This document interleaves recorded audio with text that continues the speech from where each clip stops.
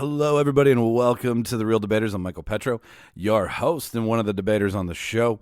Welcome to our inaugural year in review show.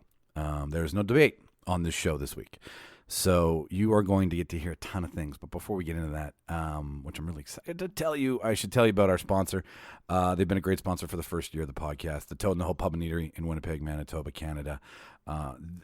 This one I'll keep short because if you've been following us throughout the year, I think we started in March. Yeah, if you've been following us, they jumped on board. They're friends of ours. First of all, we should be honest about that.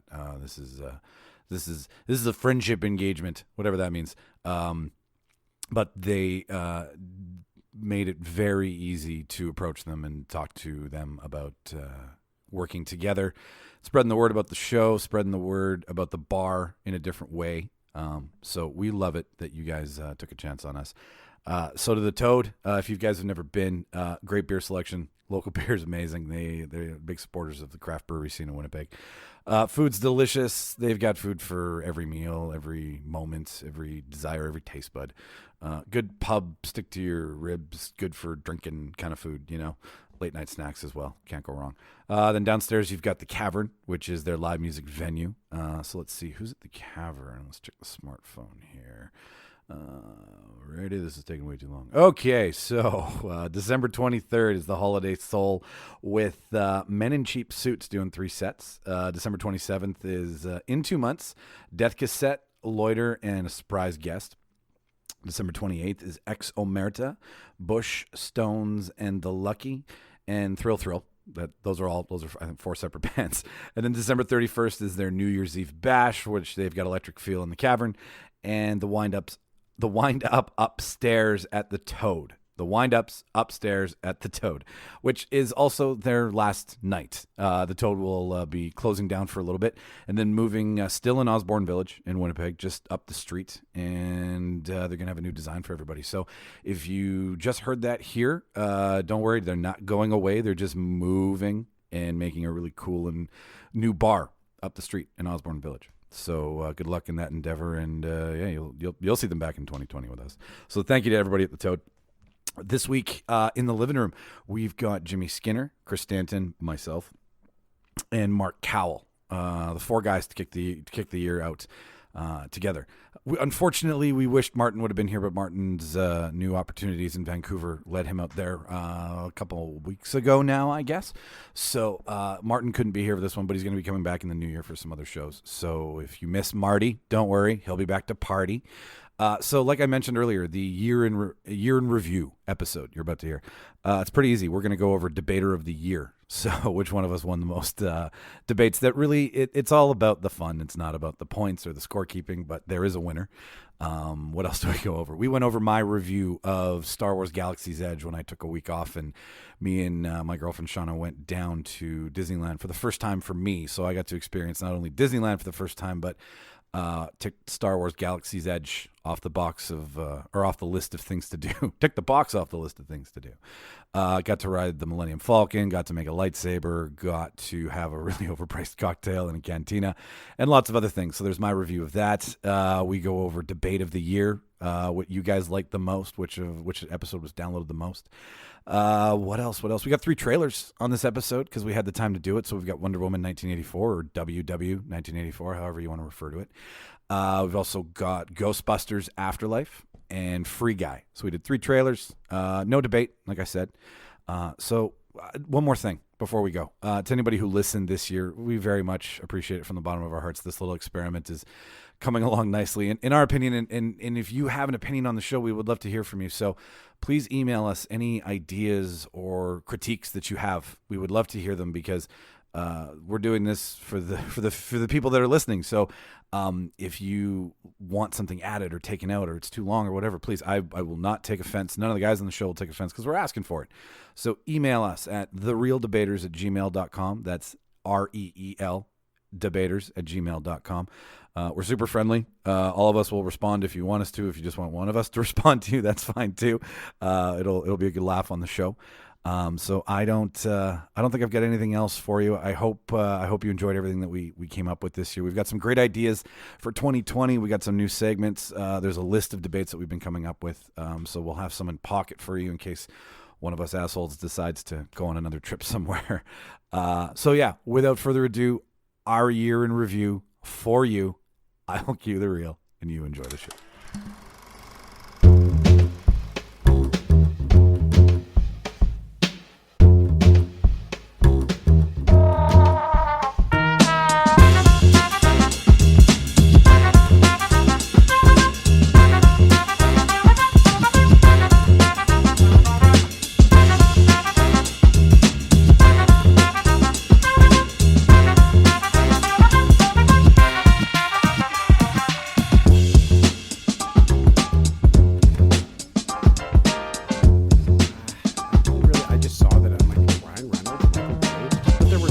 Oh, is it Michael Bay?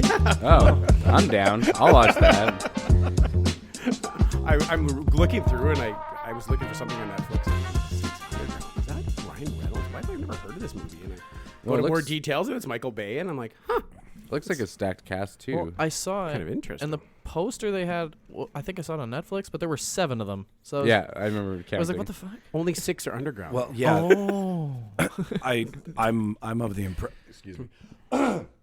I'm of the impression that he's like the mastermind. Oh, he's the master splinter. Yeah, and they're all his turtles. I guess if that's how you want to figure it out, because he's voicing everything. Like it doesn't look like he's in a lot of those action shots. So I think he's the guy, because it says in the trailer that He's like, Charlie and they're his angels. That's kind of like you and us, Michael. You're Charlie and we're your angels. You're Splinter and we're your turtles. It has a 33% on Rotten Tomatoes. Oh. Confidence boost. Yeah. It is a Michael Bay movie, so I don't know what you would expect. There's just background helicopters. Yeah. It is a Michael Bay movie, and I think Ryan Reynolds is the only named actor in it. I didn't recognize a single. I saw Dave Franco's in it. Yeah. Really? Oh, okay. So So that's shut a your movie. mouth, Mike. He's a household name. Dave Franco is a household name. Yeah. when you're talking about James Franco, maybe. James Franco's not even that popular. What's that line from? Shut up, Greg. Go piss your pants again. That was 8 years ago. Yeah, People don't forget. It's super bad. You guys don't remember that? No, Oh, I know exactly. That was Dave Franco. I know exactly what you're talking about. All right. Well, good. Where do I know Dave Franco from? Disaster artist. Disaster Now You artist. See Me. Now you see me. Now you see me. Now You See Me is where I know him from the most. Yeah. Now You See Me Again. I Also known like as Now You See Me. too. Did you? I like Dave Franco better than. Was his the sequel not called Now You Don't? No. Like they missed a huge opportunity and they all fucked up. Because that is kind of a stupid name. If you're like, hey, It's you want to already go? stupid. You want to go see Now You Don't? It's a movie about close-up magic.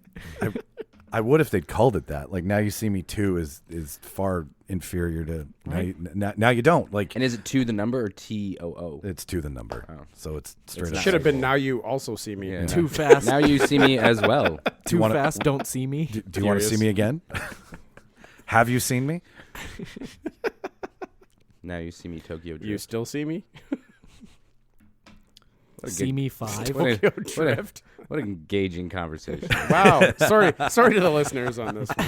Well, that's okay. We could skip right into it. Got a little sidetracked. We are doing our inaugural year-end review. The year in review. So to start it off like we always You're going do. to insert like the best clips from the year here? Like you're going to edit the shit out of this, right, Mike? Totally. 100%. Yeah, Like That a was- star-studded best clips of the year. It will be a year in review that I will never be able to live up to. It'll be the best one. Everything will just fall in comparison. So, like very YouTube-esque. yeah, thanks for putting me on the record, Mark. I appreciate good, it. 'Cause yeah. Now I actually have to do it. No pressure. Fucking putting baby in a corner over here. Yeah. So let's start off like we have for the entire year. Jimmy, what'd you watch this week, buddy? I've been watching Afro Samurai. I haven't seen that in forever. Is it? What's it Found like? it on Tubi. They stopped making it, right? Yeah. Okay. Well, it was only like 5 episodes. I Yeah, it think, wasn't but super it was long. it's still great, and I think RZA does the soundtrack, so that's awesome. The whole show just very violent, very engaging. I love Samuel L. Jackson in it too. It's Yeah. it's a great show. I guess if you haven't seen or heard of it before, it follows an orphaned boy. His father was the #1 warrior in the world. He had the #1 headband, In this world, there are 2 headbands, the number 1 and the number 2. If you have the number 1 headband, you can only be challenged by the number 2 warrior. And if you have the number 2 headband, you can be challenged by anyone at any time. So as a boy, someone comes and kills his father, taking the number 1 headband, and you basically watch Afro Samurai grow up and take the number 2 headband and fight off all these warriors on his way to get the number 1 headband. And it's a very engaging story. I really like it. It's an anime, if you don't know. It's really good. It was very like Western anime. Yeah, exactly. When it came out. But it's cool. Waname? Waname. I started watching it only because of Samuel L. Jackson being in it, and like I always say, like cartoons, I don't know hard. It's hard for me. Like it's hard for me to appreciate a good cartoon. But I like its animation style though. It's beautiful. Yeah, it's almost stop animation, but not at the same time. It's reminiscent to me of like how the background never changes. It reminds me of like the old, Mark will know this, the old Rocket Robin Hoods and the old Spider-Man. Spider-Man where he swings by the same building in the city. The 60s 14 Spider-Man. times. Yeah, like that's what kind of drew me into it was that kind of animation style. I've been watching the old 80s Spider-Mans on so good. Disney They're so Plus. They're good. so good. They're on Disney Plus? They are. Wow. Yeah, they don't have the really old ones like the 60s ones, but they have the 80s ones, and they're almost equally as good with how ridiculous they are. Such bad animation. But I mean, we were kids. What did we know, right? There's a point in those where Dr. Doom just goes to the UN and tells them that he's taking over the country and like replaces governors and senators with like robots and gets their vote, and he's just going to take over the UN. And in the next episode, like people from the UN are like at his castle wherever, and they're like, "Oh, don't forget about what Doom did to us last time." Why are you at his castle? What are you doing? Why do you accept that Why invitation? did you go back? He tried to kill everybody and take over the world. And they're like, "Oh, well, he is a diplomat. We have to listen to him." Yeah, usually if somebody threatens me with violence, I don't tend up going over to their house. I love the show. But yeah, watch watch Afro Samurai. Watch Black Samurai. God damn it. And I'm done. Okay. How many Mace Windows out of 10 would you give it? I'm not answering that. All right, Mark, what'd you watch this week, buddy? You know what? I didn't have a ton of time as normal to really get into it, but I watched an older documentary on Netflix called Soured Grapes. It's sort of like a true crime in the sort of the vein of the investigative report, true crime, making a murderer type of a thing. But it's a story of a wine counterfeiter. I know it. I've seen this. And it was It's really, so good. really interesting. He's like, he's from like a Chinese guy from like Indonesia or something. And he kind of falsifies his whole backstory of being from a really rich family that owns a bunch of stuff over in Asia. And really you find out he just used the address of some like shitty like appliance store and some, and he comes over and starts buying up this ridiculous, I think is it the 90s? It's the late 90s, early 2000s. Late 90s, early 2000s. So it's not even that long ago. And he bursts onto the wine auction scene, high-end wine auction scene, buying everything. And very particularly buying Burgundy wine. So I guess Burgundy being such a small area production that it's very, very limited production. So he starts buying up all of this Burgundy wine, increasing the demand for it because he's cornering the market on it. So everybody hears how rare it's becoming. So he creates the rarity. And then the only people, so the price goes skyrocketing. They start selling off the wine that he purchased. But then it comes out that after this whole investigation, he was actually like counterfeiting it all. He had like old bottles and old corks and labeling, and he was like mixing like a chemist different wines together to try to like replicate things. And all these like world-class sommeliers couldn't tell the fucking difference.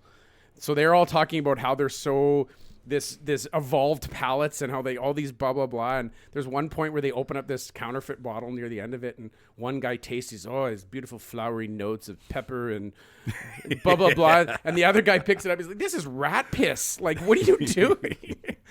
So he comes out and he becomes like super popular. He's very knowledgeable, but the whole time he's pulling this giant fraud on all these people. And the Koch brothers from the U.S., big like billionaires. Oh, like KOCH. KOCH. Yeah, KOCH. They have a third brother, Bill, I think is his name, who's a big wine collector.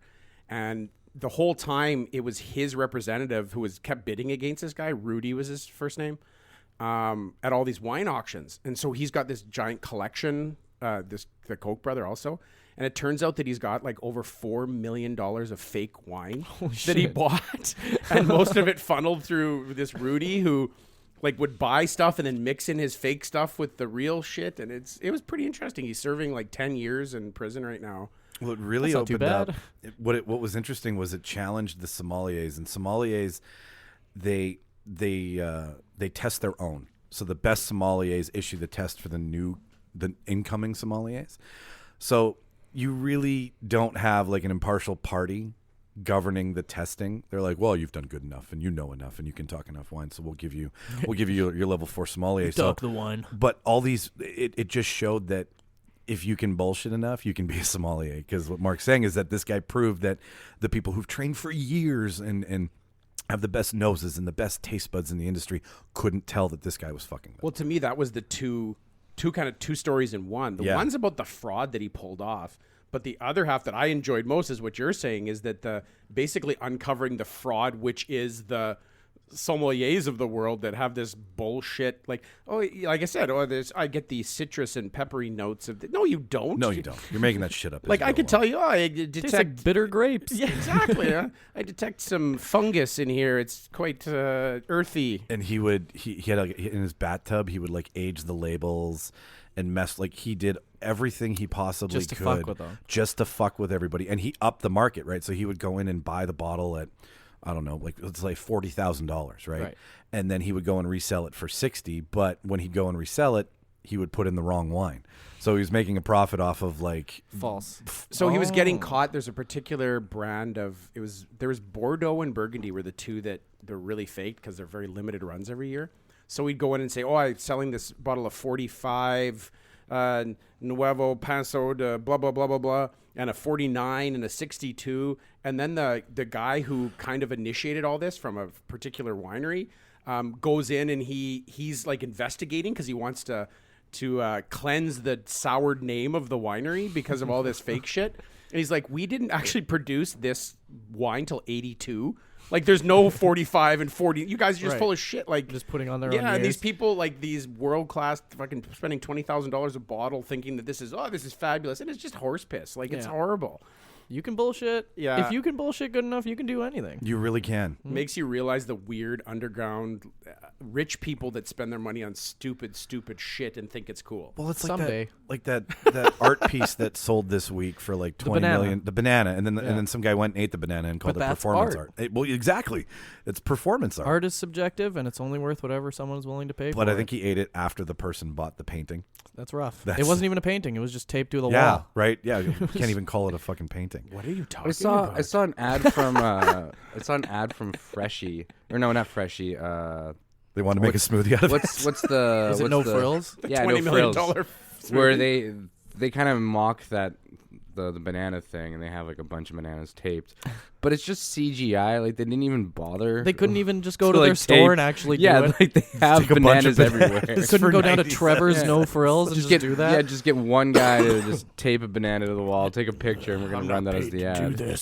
To bring you up to speed, Mark, somebody duct taped a banana to a wall At an art installation. At an art installation and called it art. And somebody paid an astronomical amount of money for it. 120 grand, something like that. stupid. And then, And then someone ate it. So And someone ate it. yeah, do you still owe that money? No, because he didn't eat the peel. Yeah, you could stuff it with anything you that's want. right. after And that. then it's still art. Yeah. Why do I feel like the guy that ate it is the guy who taped it to the wall? I have a feeling you might be right. I haven't investigated. Or they at beyond least that. know each other, I'm right? not a detective. Like, Oh, this wait, had to man. be a whole plan. I think he was quoted as saying he would have eaten it sooner, but he wasn't hungry yet.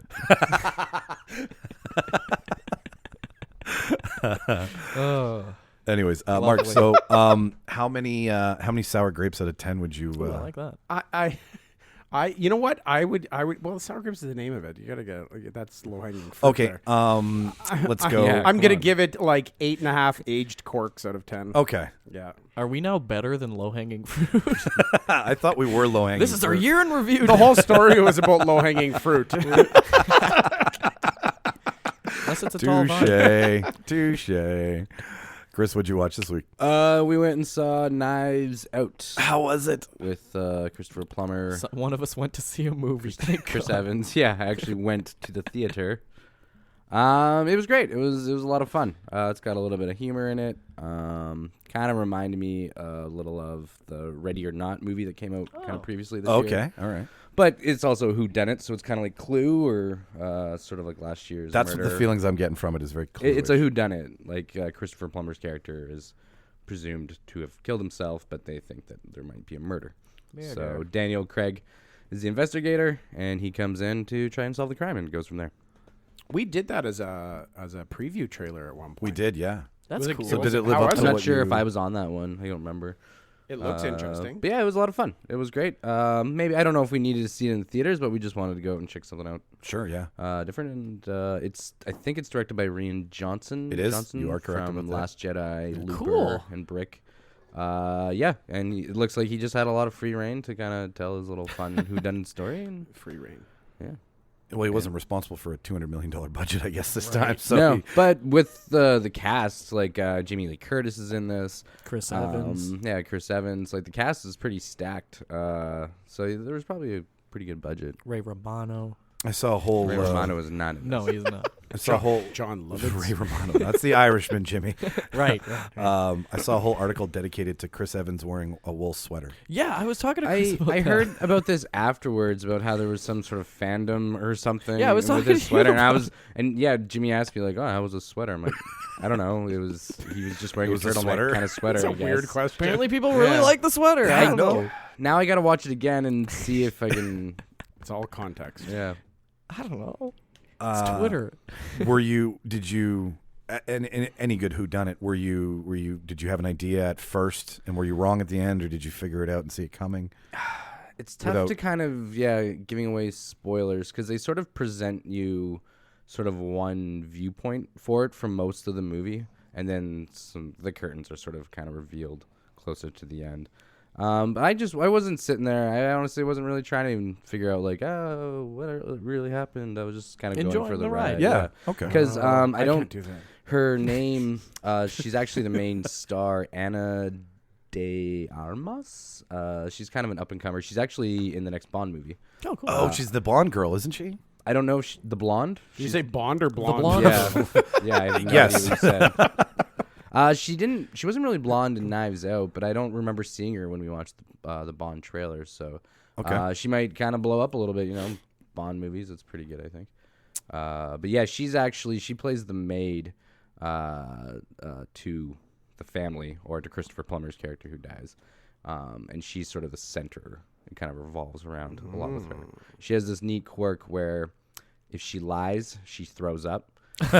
And that's played throughout the whole movie, and it's great. I actually really enjoyed it. So she just can't lie at all. What a terrible flaw to yeah, have. it's like Great running gag. yeah, tiny, like the smallest of lie. Even if she just fibs, you see her for a second like have to throw up. That'd be rough. Yeah.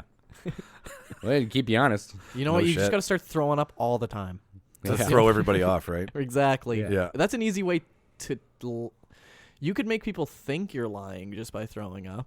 Oh, the best. Well, the best way to bluff people is to give them a tell that's obvious, and then fake your So tell. maybe that's what it is. Without spoiling anything, there's a scene where she's sort of being questioned about the events and everything like this, and the character that's questioning her is like, "Hey, just remember, you just finished a huge bowl of chili." So, and she's like, "Oh no." I can see So that being a good running. Yeah, no, it's throughout the whole movie. I'd like to kind of see it again if they kind of had some plot holes where, like, wait, she did lie and she didn't throw up. Like, there might have been something like that, but Well, the only thing I know that I can reference for out of 10 here is how many Southern accents Daniel Craig nails. well, that was Out one of thing. It 10. was very inconsistent. Was it? His accent? Yeah, British sometimes. Sometimes it was just like super like Southern. You know, like the foghorn leghorn almost. Hold on now, yeah. I say, Yeah. boy, I say. Say boy. I just chalked it up We hunting to chickens. I just chalked it up to him being excited in that moment, so his accent came out more. But I saw it with Serena, and she's like, "No, I think it was just inconsistent throughout the movie." I'm like, "That's fair. He's not Southern. Right. He's not even American. So, Damn our, Southern England. is that where he is? South of Wales. Southern Wales. But I'd give it, I don't know, 3 out of 4 knives, I guess. Sick. Yeah. That's how many are out. Yeah. All right. Put 3 knives out of 4. 3 out of 4 knives are out right now. All right. That's Good a good. enough. That's a good one. Yeah, it was fun. I recommend it. Well, I too also went to go see a movie this week. Ooh. I know, right? We did this movie podcast. What's this show called? I went to go see Ford versus Ferrari on Thursday and was thoroughly entertained. First of all, didn't know that Carroll Shelby was a race car driver as well as a race car maker. Oh, really? Or car worked for Ford and made the Cobra. That's what his first vehicle was, and then the Shelby came after that. I think the Shelby was a Cobra. I'm not a car guy, but they really don't go into that much detail about it. But they do go from Shelby was the only American at the time to win Le Mans, but he didn't do it in an American car. He did it in a European car. They don't mention that either. And then the real story is Shelby and Ken Miles, who was the driver, Christian Bale. And Is Shelby Damon? Shelby is Damon, correct? Yeah. So neither of them play Ford or Ferrari. That's No. Ben Affleck. There is a meteor. I found out at the end of the Okay. movie for you, Jimmy.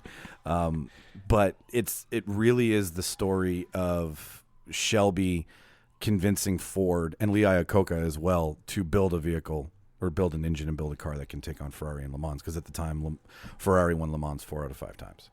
So it's this is before Lee Iacocca took over Chrysler. this is before Lee Iacocca. Yeah, he was just a sales manager for Ford at the time. Okay.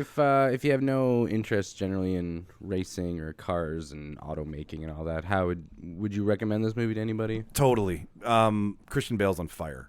We don't get Literally. to see that accent come out, like his hometown accent come out of him, and he is this jolly English guy who loves racing. Like, you don't have to know cars to enjoy this movie. Okay. At all. You can go into it and get enough of the backstory, and there's some serious, like, informative scenes where, for example, Lee Iacocca asks Shelby, he's like, so what do we have to do to win Le Mans? He was like, okay, well. And so if you don't know anything about Le Mans, that's where Shelby explains the entire race, how it works, goes through countryside. Exposition. Exactly, Yeah. right? So you can walk in not knowing a steering wheel from a clutch and come out being very entertained. Good. But I think Christian Bale's going to walk away with an award for this one for sure. Oh, really? Yeah, not so much Matt Damon. Like, Matt Damon's fodder for it, really. He does a really good job of being the arrogant cowboy that Carroll Shelby was. The Le Mans race is ridiculous. Like, it's done in 4-hour increments. You learn drivers trade in and trade out. They actually do a test. They do the Daytona Le Mans first. So anybody in America who wants to qualify and see if they can do it, they do a mock run at Daytona, and then they go and do it out in France. Le Mans. Le Mans. Lomo. How many? Oui, c'est ça. How many 92 Corollas? That's my car knowledge. 792 Corollas out of 10. There you go. Yeah, no, it's fast, it's fun, it's furious. Is it long? Nice. Is it long? 2.5 hours. Oof. It was. That is a It bit was really long. long. It's And not like, Irishman. because it showcases That's just not fair. the first time they go, like, without giving away a lot of the plot, they go the first time and they get their ass handed to them, and it's all about. And it's from the top down, so all the brass at Ford think they know what they're doing, and they're trying to tell car guys what to do, and the car guys are like, listen, the guy who builds the car is the guy who should race the car, and there's this huge debate whether Ken Miles should race because he's not a company man, right? He gets out and yells at people, freaks out on the course. Throws wrenches. Throws wrenches. That wrench scene is pretty great. He actually, like, that wrench gets framed in the movie because he knows how good of a driver Ken Miles is, and it comes up later down the road. But yeah, it was thoroughly entertaining. So if you want to go see it, go see it. Bravo to you guys You can going dodge to a the, wrench, going you to the can- theater. Dodge a Ferrari. I thought it was Ford and Ferrari, not Dodge and Ferrari. Whatever. Yeah. That would whatever have you been want it better. to That be. would have been better. Like a rock. So Chris, without giving you a heads up, we're about to do the trailer of the week. Trailer of the week. We have 3 this week. Which one do we want to start for? Jimmy, I'm going to give this up. Why don't we just do it like how we just watched it? Yeah. Okay, Say perfect. Wonder- Wonder Woman. Yeah. Or All right. whatever the So other Wonder garbage Woman was. 1984 is the first one. My life hasn't been what you probably think it has. We all have our struggles. Have you ever been in love? A long, long time ago. You? So many times. Yeah, all the time. Jimmy, what are your thoughts? Now, is it Wonder Woman 1984 or WW? 1984. Ooh. Whoa. It says WW84, but I think it's Wonder Woman 84. Yeah, Yeah, we know what we're talking about. I'm just stalling. I think out of the 3, this is the one I'm most likely to see in theaters. Yeah. Yeah, I don't know. It feels like it's biting off a lot of that 80s stuff that everyone's going for right now. And that's fine. Like, people seem to like it, and that's cool. When were you born, Jimmy? 95. Okay, good. Good, excellent. Yes. Jimmy's like, fuck the 80s. That's why it didn't, like, pull at your heartstrings like Yeah. it did mine. It was very Thor Ragnarok-y. You know what I mean? Which is great. Yeah, I think- yes. No, it's fine. It's good. It's great. But I don't know. I think do we your own just thing, we've maybe? seen it in other stuff already. So Maybe I'm they kind should of just losing. do their own thing. Yeah, I'm just kind of losing. I like the original whole... Wonder Woman because it was its own thing, and like I love the fight scenes. I thought they were well choreographed, and I love the music for it. And I hope they keep a lot of that. I hope they don't just Did you watch the original Wonder Woman TV series? where she just spins around in a circle.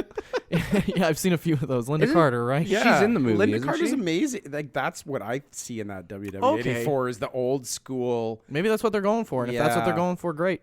It kind of is like Stranger Things meets Ragnarok Oh yeah, with I mean, Wonder Woman. Right. DC has always been a couple feet behind Marvel. So if they saw that Thor Ragnarok did so well, I completely agree with you guys. Like, pull from that because people loved it. Learn to laugh at It yourself even- a little Yes. bit. Like, It don't even be so has like serious. the Like font, Shazam. like wow. Yeah. It's like I don't know. I'm just kind of. It's nothing new to me right now. They could Right. have gone a different direction. I'm interested to see Kristen Wiig as Cheetah. I'll say that. I'm Yeah, interested to see how they brought back Chris Pine from the dead because he does hand off that watch at the end of the first one and he does die.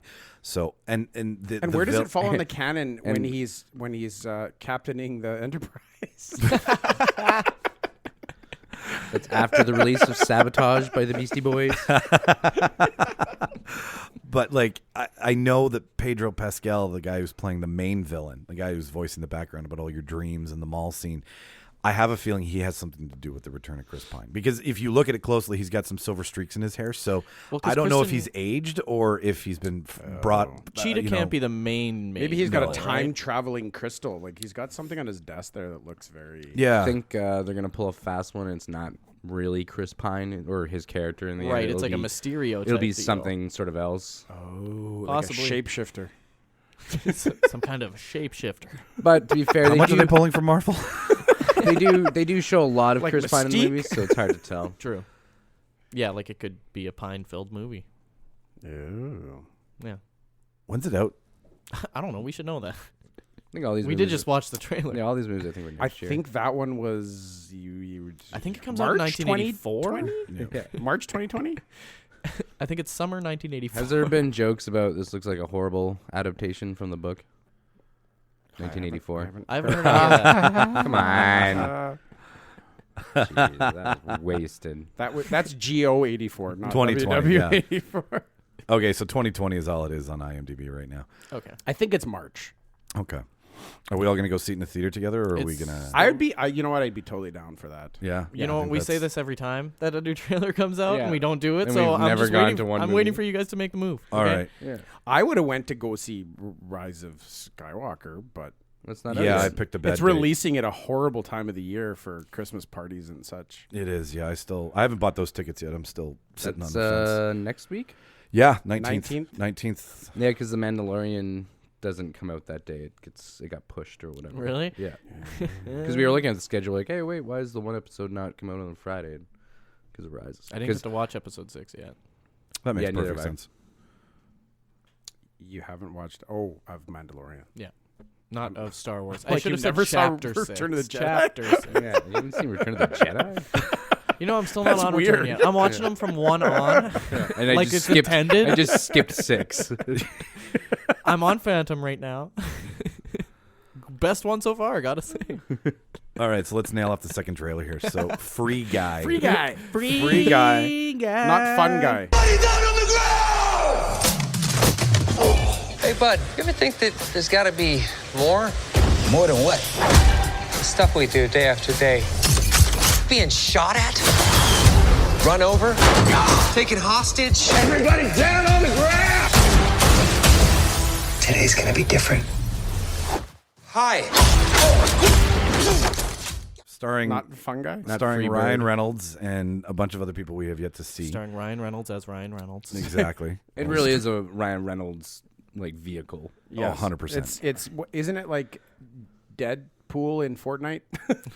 Yeah. Sorta. You guys were telling me, so NPC is, what is that stand? Non-player controlled. NPC. Okay, so non-player controlled, and it's obviously stemming from the Fortnite world because Fortnite is the most popular. It's like a Fortnite GTA combo. Yeah. Yeah. Okay. I never played those games, so I don't You've understand. never Grand Theft played Auto? No I- Vice Theft City? Auto? San Andreas? Okay, I shouldn't say I've never played them. I never really got into them because it just seems like there's too much work. I'm the kind of gamer that I like a set schedule. I like set challenges. I See, don't like but having a world that I have complete access to. It's just That's too where much. Grand Theft Auto always like kind of succeeded, is that they still gave you sort of a story Like to kind of there's a follow. story mission. And if you want to just fuck around, go fuck around. But they can't. Some of the games sometimes will just like, hey, do all this stuff, and it's kind of overwhelming. But That's the sense I got when he put on the sunglasses outside and it said bank heist. So clearly that's a mission in the game. Yeah, It's and like he just- everybody's I picked got- up on that, yeah. And he's in the bank that gets robbed every day. Yeah. Right? Like he's the teller in the bank that everybody who plays the game robs on that mission. Yeah. So his job is to every day get robbed. and Yeah. then- Oh, Right? okay, And see, one day he that's- just goes, all right. Yeah, Should we fight do back. more than just. Some days he doesn't even get to his job. Yeah. Like you see in the trailer, he gets hit by 2 cars. That was probably the funniest part for me. And I realized that whenever you see someone get hit by a car in a movie, it's always generally funny. for like laughs. Yes. And the way he Except for fell Final was Destination 2. particularly video game esque, the way he bounced around and Yeah. very unrealistically fell to the ground. Well, he just gets punched in the face and keeps walking. Like it's, you can tell he's very used to all of it. Yep. Oh, and it I doesn't think it's hurt gonna be him. entertaining. Right. Well, maybe it does. Do you I think- love Ryan Reynolds. Do you think it I'll ends say with it right him now. going into the real world and meeting the players that he's kind of Meeting taking Ryan on? Reynolds. Because they Ooh, what's yeah. who did they show there as the bad guy? The director Taika of Thor. Waititi? Yeah, yeah. Taika Waititi, yeah. Yes. I assume he'll have a bigger role Right. later on. Are they gonna like flash out of the game and there's like a bunch of 12-year-olds around? Yeah. and I don't know. Or it's Ryan Reynolds playing the whole time. oh. Well, that would Just be in his incredibly office. meta. Dressed as Deadpool. I was gonna say Deadpool's playing the game. Oh, that'd be Well, sweet. it's from the same studio. Yeah. They can do They it. have the rights, buddy. Why do you guys have to say these things out loud? Because they're gonna happen now. You got to put it in the universe. Put it out there. It's going to happen. We're That not could be using kinda our cool. platform right. I think You I should heard it put- here first on the Yes. Real Debaters. I think if I go and play an episode of Grand Theft Auto, I might enjoy this movie more. Would that be safe to say? 'Cause, Well, like, to be honest, I watching it, I didn't get a lot of laughs at it. It kind of looks explosions and everything. I don't know. It's a summer blockbuster. Yeah, it came out July 3rd, which I was really Right. surprised about. People used to get a real kick out of playing those games. Like, hey, I can stop this guy in a car, rip him out of his car, and steal his car. So Free Guy's just the dude that gets ripped out of his car every day and gets his car stolen. It's a on the new way to take. work, right? We it's just- definitely a new take. Yeah. And Yeah. I mean, after Ready Player One did so well, I mean, exploring the video game genre style movie. I think well, they can't seem to get a video game movie to work on You're its right own about for that. the most part. So Hitman, Assassin's like we've- Creed, Prince of Persia. like you said, Ready Player One, Free Guy now. It's kind of in a similar vein. A few years back, Scott Pilgrim versus the World. yes, very that much. worked. Yeah. That worked very it was well. kind of had a video game sort of aesthetic to Was it. that an Edgar Wright movie? It was. Okay. Even Jumanji has that video. Exactly, game-esque. Jumanji, but not based off an actual game, right? Yeah. So Because Assassin's Creed. Jumanji's not real. yeah. Well, there is the board game. Yeah. Been sitting there waiting to get sucked into a board game for years, Jimmy. I actually enjoyed the real like the nods to video gaming that Jumanji had in it. It's kind of cool, Oh, like like the new where a one? guy like dies and then suddenly he reappears and it's Yeah. only got 2 lives left. That's kind of cool. It Like, was- where do you go for those few seconds when you die? I don't know. Just a good question. Like, it's just purgatory? You That's don't a- even know. It seems like a whole new movie right there. Whoa. Video game purgatory is just like a loading screen. You're reborn and you live your entire life in that split second up to the point where you're back in the game. Whoa. I don't. They actually clone you in your. I think out of just tradition and expectation, I will watch Free Guy when it comes on streaming service through my Xbox. Yeah. Just to make it so that it all ties together, right? I don't think. meta. Yeah, I We don't all want to agree. go. Yeah, It's a streamer. definitely a streamer. Okay. Yeah, I can't find myself spending any kind of money to go see it in the theater. Even scene points. Like, I can't. That'd be a waste. Be a waste of my scene points. That's a new way to rate something. No kidding. Would you use scene points on it? Oh, no. I would buy the reduced movie price tickets at Costco to go see it. Oh, I went full idiot the other day. I would tell my grandma to give me a gift certificate to go see it. When I went to go see Dr. Sleep. Oh, yeah, hang on. That's okay. I went to go see Oh, Dr. how was Sleep, it? and it was great. But I accidentally used my scene points on a cheap movie Tuesday, like an idiot. Oh no! Same amount of scene points. Used it. Ooh. Yeah, got a free movie for. That's when where it could they have just been. That's where they $7. get you. Yeah, I know they fucked me there. Yeah. I didn't even think about it. I was like, oh, I'll go see a movie and I'll use my points. But no, I'm an idiot. They're like, boom, got another one. Yeah. It was really good. Oh, we've been wanting to go see it and just haven't. It's great. Yeah, Chrissy's super. My partner's super obsessed with Stephen King. Oh, the crowd knows Chrissy now. Yeah. So Chris, Chrissy's super obsessed with Stephen King. Super obsessed. Like literally, I have in my house pretty much anytime we're home and we're not watching TV or something, there's a Stephen King audiobook going of some sort of something. Ominous. Yeah, no Yes. kidding. I was going to say that's a really dark place to live in. What's the last trailer? No, yeah, thank you. Ghostbusters. And nobody's home. It's weird. It's just going. I can't figure out where the sound's coming It's for from. the dog. So the last My dog's super into Pet Cemetery. the last trailer is Ghostbusters Afterlife. Call it fate. Call it luck. Call it karma. I believe that everything happens for a reason.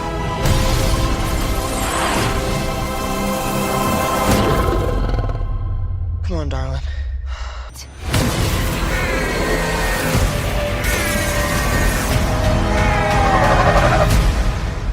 Have any of us been waiting for this? I think me and Mark have. I don't know, Chris. How do you feel about? I've been waiting for some sort of Ghostbusters 3 for years, and I don't think that's what I was waiting for. In what regard? I remember years ago when I think Seth Rogen and the gang, those gang of guys, were kind of attached, and it was sort of it sounded like a passing of the torch kind of movie to the new group. So we'd have four It'd be new like guys. Seth Rogen, James Franco, Yeah, whoever. Danny McBride, Yeah, and exactly. Jonah Whoever Hill. it was. Now that being said, I don't know if that would have been good, but that's the kind of I was looking for. I want to see the ghost busting. I don't want to fucking sit for about an hour to an hour and a half waiting to get to the Ecto one. Watching teens be angsty. Yeah. Oh, look, there was just too much it's like watching the South Park thing. Watching Stranger Things for Right. half the movie. I could Yeah, just watch it's- Stranger Things. We all know these things. Ghostbusters hasn't left the mainstream psyche. We know Ghostbusters. This trailer treated us like we have never really seen these things in the last 30 years. But maybe if you're the age of the kids in this, you have no idea what Ghostbusters. But then is. all Which these, is what they're but then counting all on. these shots mean nothing to you because you're like, oh, look, a Right. shitty white car. It's not even white. It's dirty. Yeah, and there's no ghost busting in this. We kind of see what maybe looked like So Slimer. what I always thought was really intriguing. So Paul Rudd's in it, Yeah. right? So and there's this young girl that discovers this uniform that belonged to her parents that used to do. Ghostbusting. Doesn't it sound very Ant-Man Wasp-esque with Paul Rudd in it? Yeah. Yeah. Okay, I see where you're going with that. I'm like, so the little girl gets the uniform that her parent used to fight crime?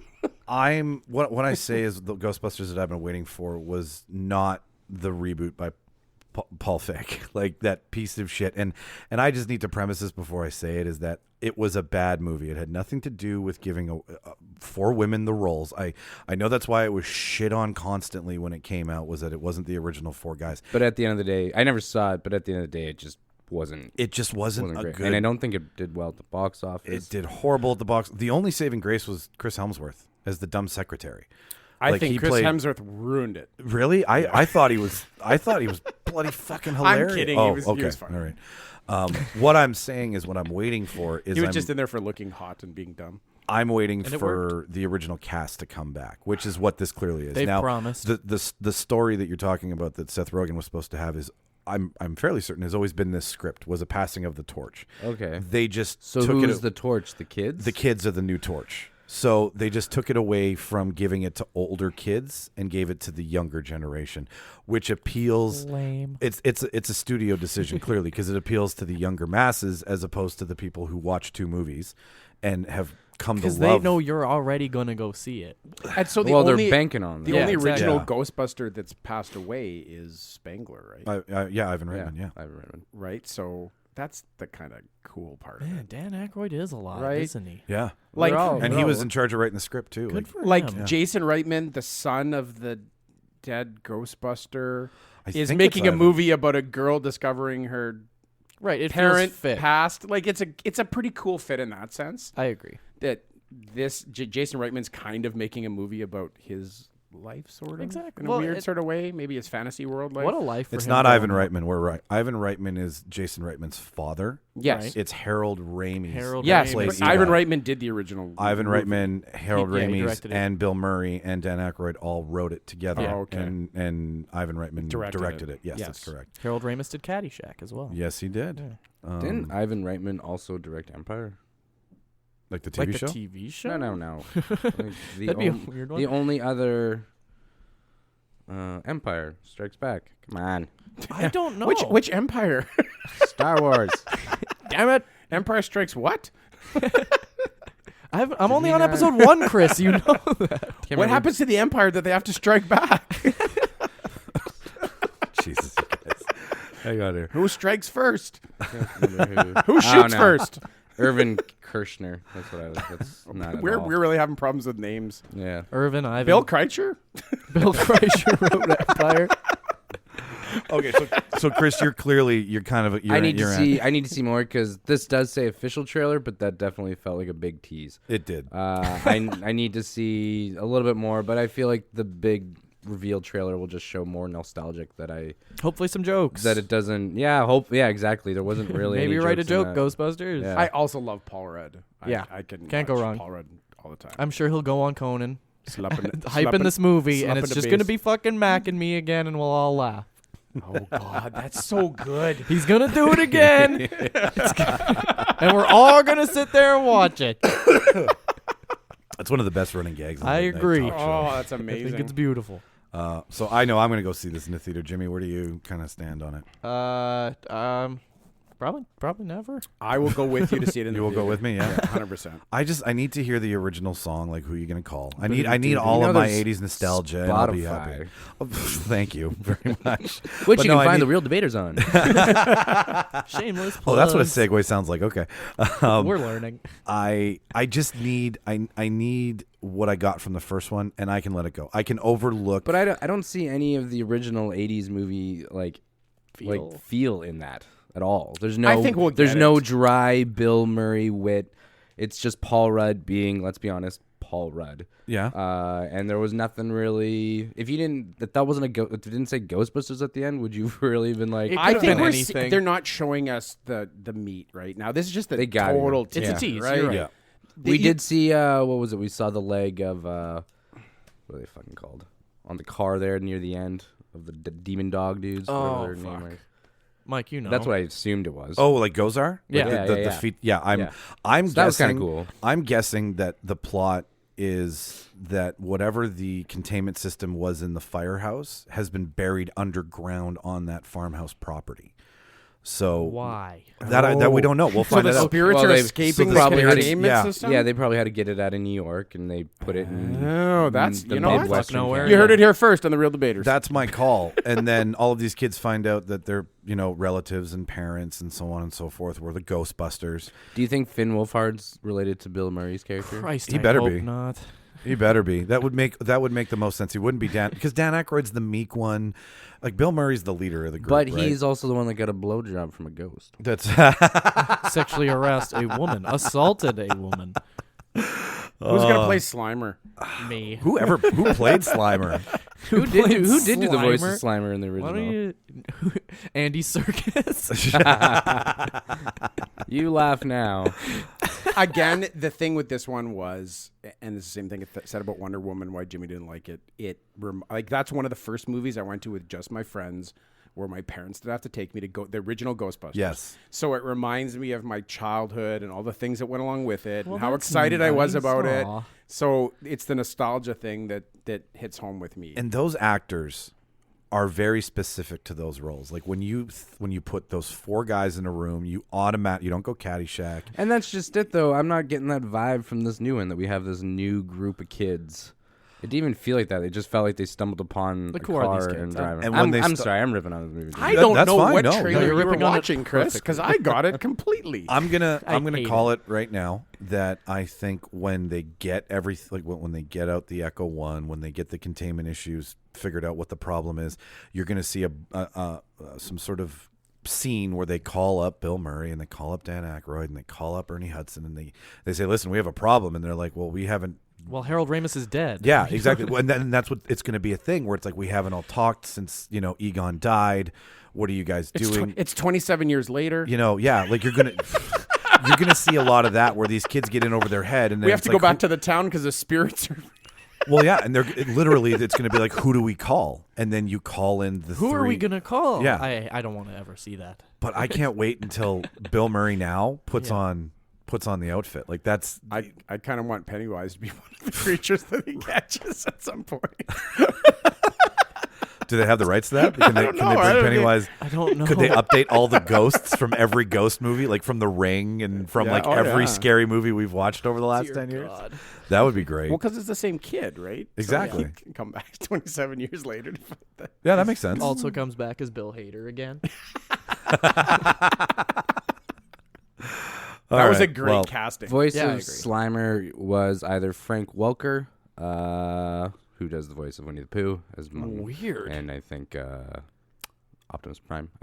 Oh. I think many voices, and sometimes Ivan Reitman also did the voice. Oh. And I think in the TV show Billy West, who does Fry and the Red M&M, did on the Oh. show. So he's been voiced by a bunch. He's an easy voice to do. And Doug. I don't know who did in the new movie. Huh. Yeah, Cool. There you go. The more you know. And fun fact, we watched Wonder Woman 84, and the original Ghostbusters came out in 84. 1984. There you go. Oh, 87, okay. It all. Not close. It was the 80s, which Jimmy clearly hates. Yes. I don't hate the 80s. I just don't relate to the 80s. I'm sorry. And see, maybe that's a problem then with the new Ghostbusters movie, because the whole new generation's like, I don't give a shit. Well, they're trying to jam it down my throat, but I don't care. We'll have to see next year how it does. Typical millennial attitude. It was filmed. You're killing the Ghostbuster industry. I will okay boomer this room. It was. Fun They're fact, fucking Gen Xers. the Ghostbusters video game that came out maybe a decade ago, it was kind of like a pseudo sequel to, like in terms of story, to the Oh, second one. that's fun. Where I think at the time, all 4 guys came back to do the voiceovers. And it follows. I can't remember what the story was, but it kind of picks up, I think, after the second one. That's And interesting. I think it was like 4-player co-op and all this, and it was actually, it was kind of a blast. So can we get something like that? No, we have to get. We have to get the we gotta Echo get One Paul Rudd plowing, in Kansas.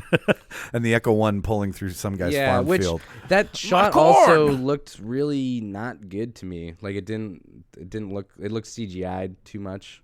I did enjoy how the alarm was going off at the end of the trailer as they're driving through, and like them shooting the the proton beam. packs. Yeah, and that was kind of cool. Don't cross. Will they cross the streams? Will Oh, they find out what happens when they cross the streams? That'll be in the next trailer. Yeah, for sure. There'll be like there'll be a whole bunch of action shots, and then there'll be 2 people at like a urinal, and be like, "Hey, don't cross the streams," and then it'll go back to like Slimer, like. Sick. I'm calling it now. Well, you know what? You calling can it now. call this the official trailer and then trump everybody, and then all of a sudden a year later be like, "Oh, well, here's the official trailer." Like, it's the official first trailer. But there's another weird thing about this. It was filmed in Calgary. Oh, fun. Yeah, which a lot of movies that film in Calgary that don't get filmed in Winnipeg, it's because Calgary has a direct flight to LA, so it takes less time to get home. It was scouted for Winnipeg. Neat. I did hear about Winnipeg that. or Manitoba? Winnipeg. Yeah, Interesting. It would have been shot here, but it takes 8 hours to get to LA from Winnipeg, where it takes 3 hours I with a direct heard- flight. Last fun fact, but I heard it was supposed to actually come out this year, but there were problems with Slimer's teeth. Yeah. They had to- He had hands. Well, okay, 4 teeth. Slimer had feet and he just walked around. It was weird. It's interesting. Ben Schwartz does the voice. You don't need teeth to eat hot dogs. You're right. Well, okay. Jonah Hill played Slimer and he was just a person. It was weird. They just painted him green. It's like the Watchmen TV show, Dr. Manhattan. I did look that up. I looked up what you were talking about, and he looks awful. It looks awful. They And just painted a guy blue. They did. It looks like the porno version of Watchmen. It looks almost even worse when you're just looking at a still. It's like no one decided to. It looks terrible. There's no glow. Like the Zack Snyder glow. So is there an origin in the show? I haven't watched it. That's the only thing I've seen, and it makes me not want to watch it. I have, and it's a good origin. How it Is changed. it the same as from the comics in the first movie? He looks like Tobias Funke after he blew himself. Nice reference. So, without spoiling it for anybody I who blew hasn't myself. seen it, because it just happened whatever, it's a week old. So the And origin also, the story. Watchmen story is like 35 years old. So The Dr. Manhattan's blue, everybody. yeah, he's got a big blue dong. and blue balls to follow. The origin story is his character growing up, escaping Nazi Germany, getting to America. His father was a watchmaker. Like all of that is still the same. What changes though is that at some point he needs to go into hiding. So, and it's in the episode, which is where this changes, where he meets Sister Night, which is Angela Abar's character in the show, another superhero. They meet in a bar, and he tells her future because he's omniscient. He knows everything that's going to happen, so he knows that they're going to be involved together. He knows they're going to have a relationship. So he says the only way that this can happen is if I find a body to put myself in. And that's where Dr. Manhattan and Ozymandias meet in the show. And Ozymandias tells him that he has a device that can make Dr. Manhattan forget his powers and forget who he is by implanting it into his brain. So what he does is he picks a new body, implants this device into his brain, forgets who he is, and carries on and lives his life. And then paints himself blue. And then something happens in Tulsa, Oklahoma in the show, which they need to bring him back. So they go into this guy's brain, which is the guy who plays him. And then out of this body comes Dr. Manhattan. Maybe he just keeps painting himself blue he doesn't know why, and he just keeps looking in the mirror because there's something there in his brain that he remembers. Feel like me. He just wants to be, he's a percussionist deep down inside, and he's got to head to Vegas. Needs to be there it is. Yeah, it's Blue Man Group. That's all it is at the end of it. So it does make sense in the new version because Damon Lindelof has written it so it ties into a little bit of everything. But no glow. But the glow is Where's missing. the glow? The glow. I think they're relying the lighting. I don't know how. Where's there's glow at? There's one scene where he is glowing, and then everything else is just this blue paint that's on his body, and you're like what the? See, I like the Zack Snyder one when he goes on TV and they're like, "Oh, we actually need you to turn down your brightness." How's this? And then he he just dims himself, changes his and it looks hue. fine. It doesn't look like just a blue painted guy. Yeah. So I don't know. Is that the filter on my phone where I can turn on the The blue Dr. light? Manhattan filter. I think at the end of the day, what Oh, happens that's easier on the eyes. with the new Dr. Manhattan is that HBO is still trying to recoup money from Game of Thrones. Right. So they told the production team on Watchmen, You have no money. You have blue paint. Do your best with blue paint. It's lead based. Yeah. Good luck. So that is that. But moving on, I know Mark mentioned last episode that I made this pilgrimage to my favorite place on earth that I had yet to go to, which was Disneyland. And I wanted to tell you guys Disney World about my travels there because I blasted our Instagram page with a ton of photos of it, and we never really talked about it. So I figured this episode would be great to do it, and our group chat. And our group chat, yes. And our other group chat. Yeah. Yes. I spammed everybody with lightsaber pictures. I apologize to everyone who had to put up with that for a And the week. Facebook account. Okay, so it was everywhere. And I think I saw some TikToks. So to kind of bring it all in, I don't really want to talk about my experience in Universal and all that stuff because that's easily figured out. But Star Wars Galaxy's Edge was I cried. Let's just start there. Like walking in, Shauna was very very adamant about like keeping it to like the last event of that day at Disney Hollywood Studios because we had to go there anyway because of our reservations. Right. So we went around went to like the Pixar area and we tried to get on some rides and 3-4 fucking hours later we're like, this is not. Let's just do. You just other don't stuff. stand in line, right? Let's do other stuff. So we get into Galaxy's Edge, and you literally walk from like a playground, and then all of a sudden, like the 2 tiers of these mountains from Batu, which is where you're walking into, are right there. And then you walk around the corner, and there's a life-size version of a TIE fighter just right Hanging there. out. And like I'm still getting chills talking about it because it's all of these things that come from your childhood that are now built to scale. #Martin. And you're just like you're just confused and joyous at the same time. So we scouted the whole area, and everything, like the detail that they put into this, like it literally feels like they hired the guys who made the sets and told them to come to the park and just play, right? They don't. May have. We can probably figure that out later, but the robots, the building detail, even the ground, like everything is part of that world. Oh. And so we decided first, let's just get the Millennium Falcon out of the way, right? Because I had a... Now, which Millennium Falcon is this? The Solo movie, the original Millennium Falcon? This is the original Millennium Falcon. Okay. This is not the Solo version. Cool. And it is a 4.5-minute ride. And we had to figure out where the lineup was because it snaked around the park so much. And then there's this guy who's got his job, hold a sign that says "End of Line Millennium Falcon," and he just keeps moving through the park to let you know where to stand. So we look at the line, and then I go to my app, and it says 210 minutes to get on. Yeah. So you start doing the math in your head. You're like 4.5-minute ride. Okay, yeah, that actually does make sense. So when you go to Disneyland, you can do a single rider line, which means you just get placed with a group of people. Right.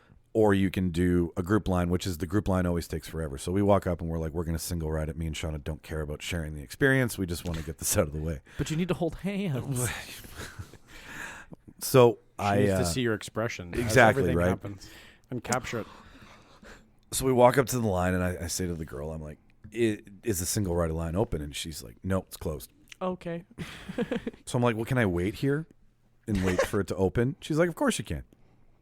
So I go and plunk down, and I have the biggest frown that a 37-year-old man can make, right? Like I'm a backpack on, and I'm just fucking can't get on a fucking ride with those fucking kids in my way. Playing with my Darth Vader and Luke Skywalker toys.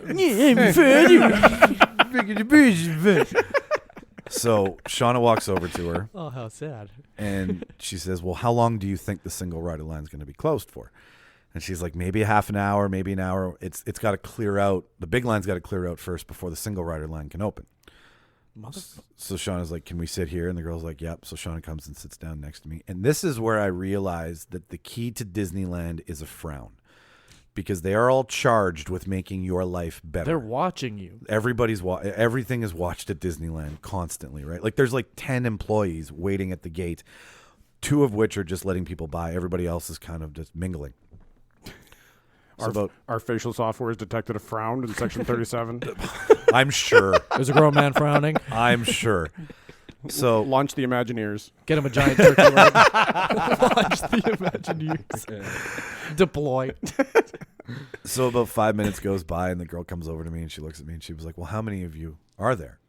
And I'm like, it's just 2 of us. And she's like, go get in the fast pass line and forget about it. What?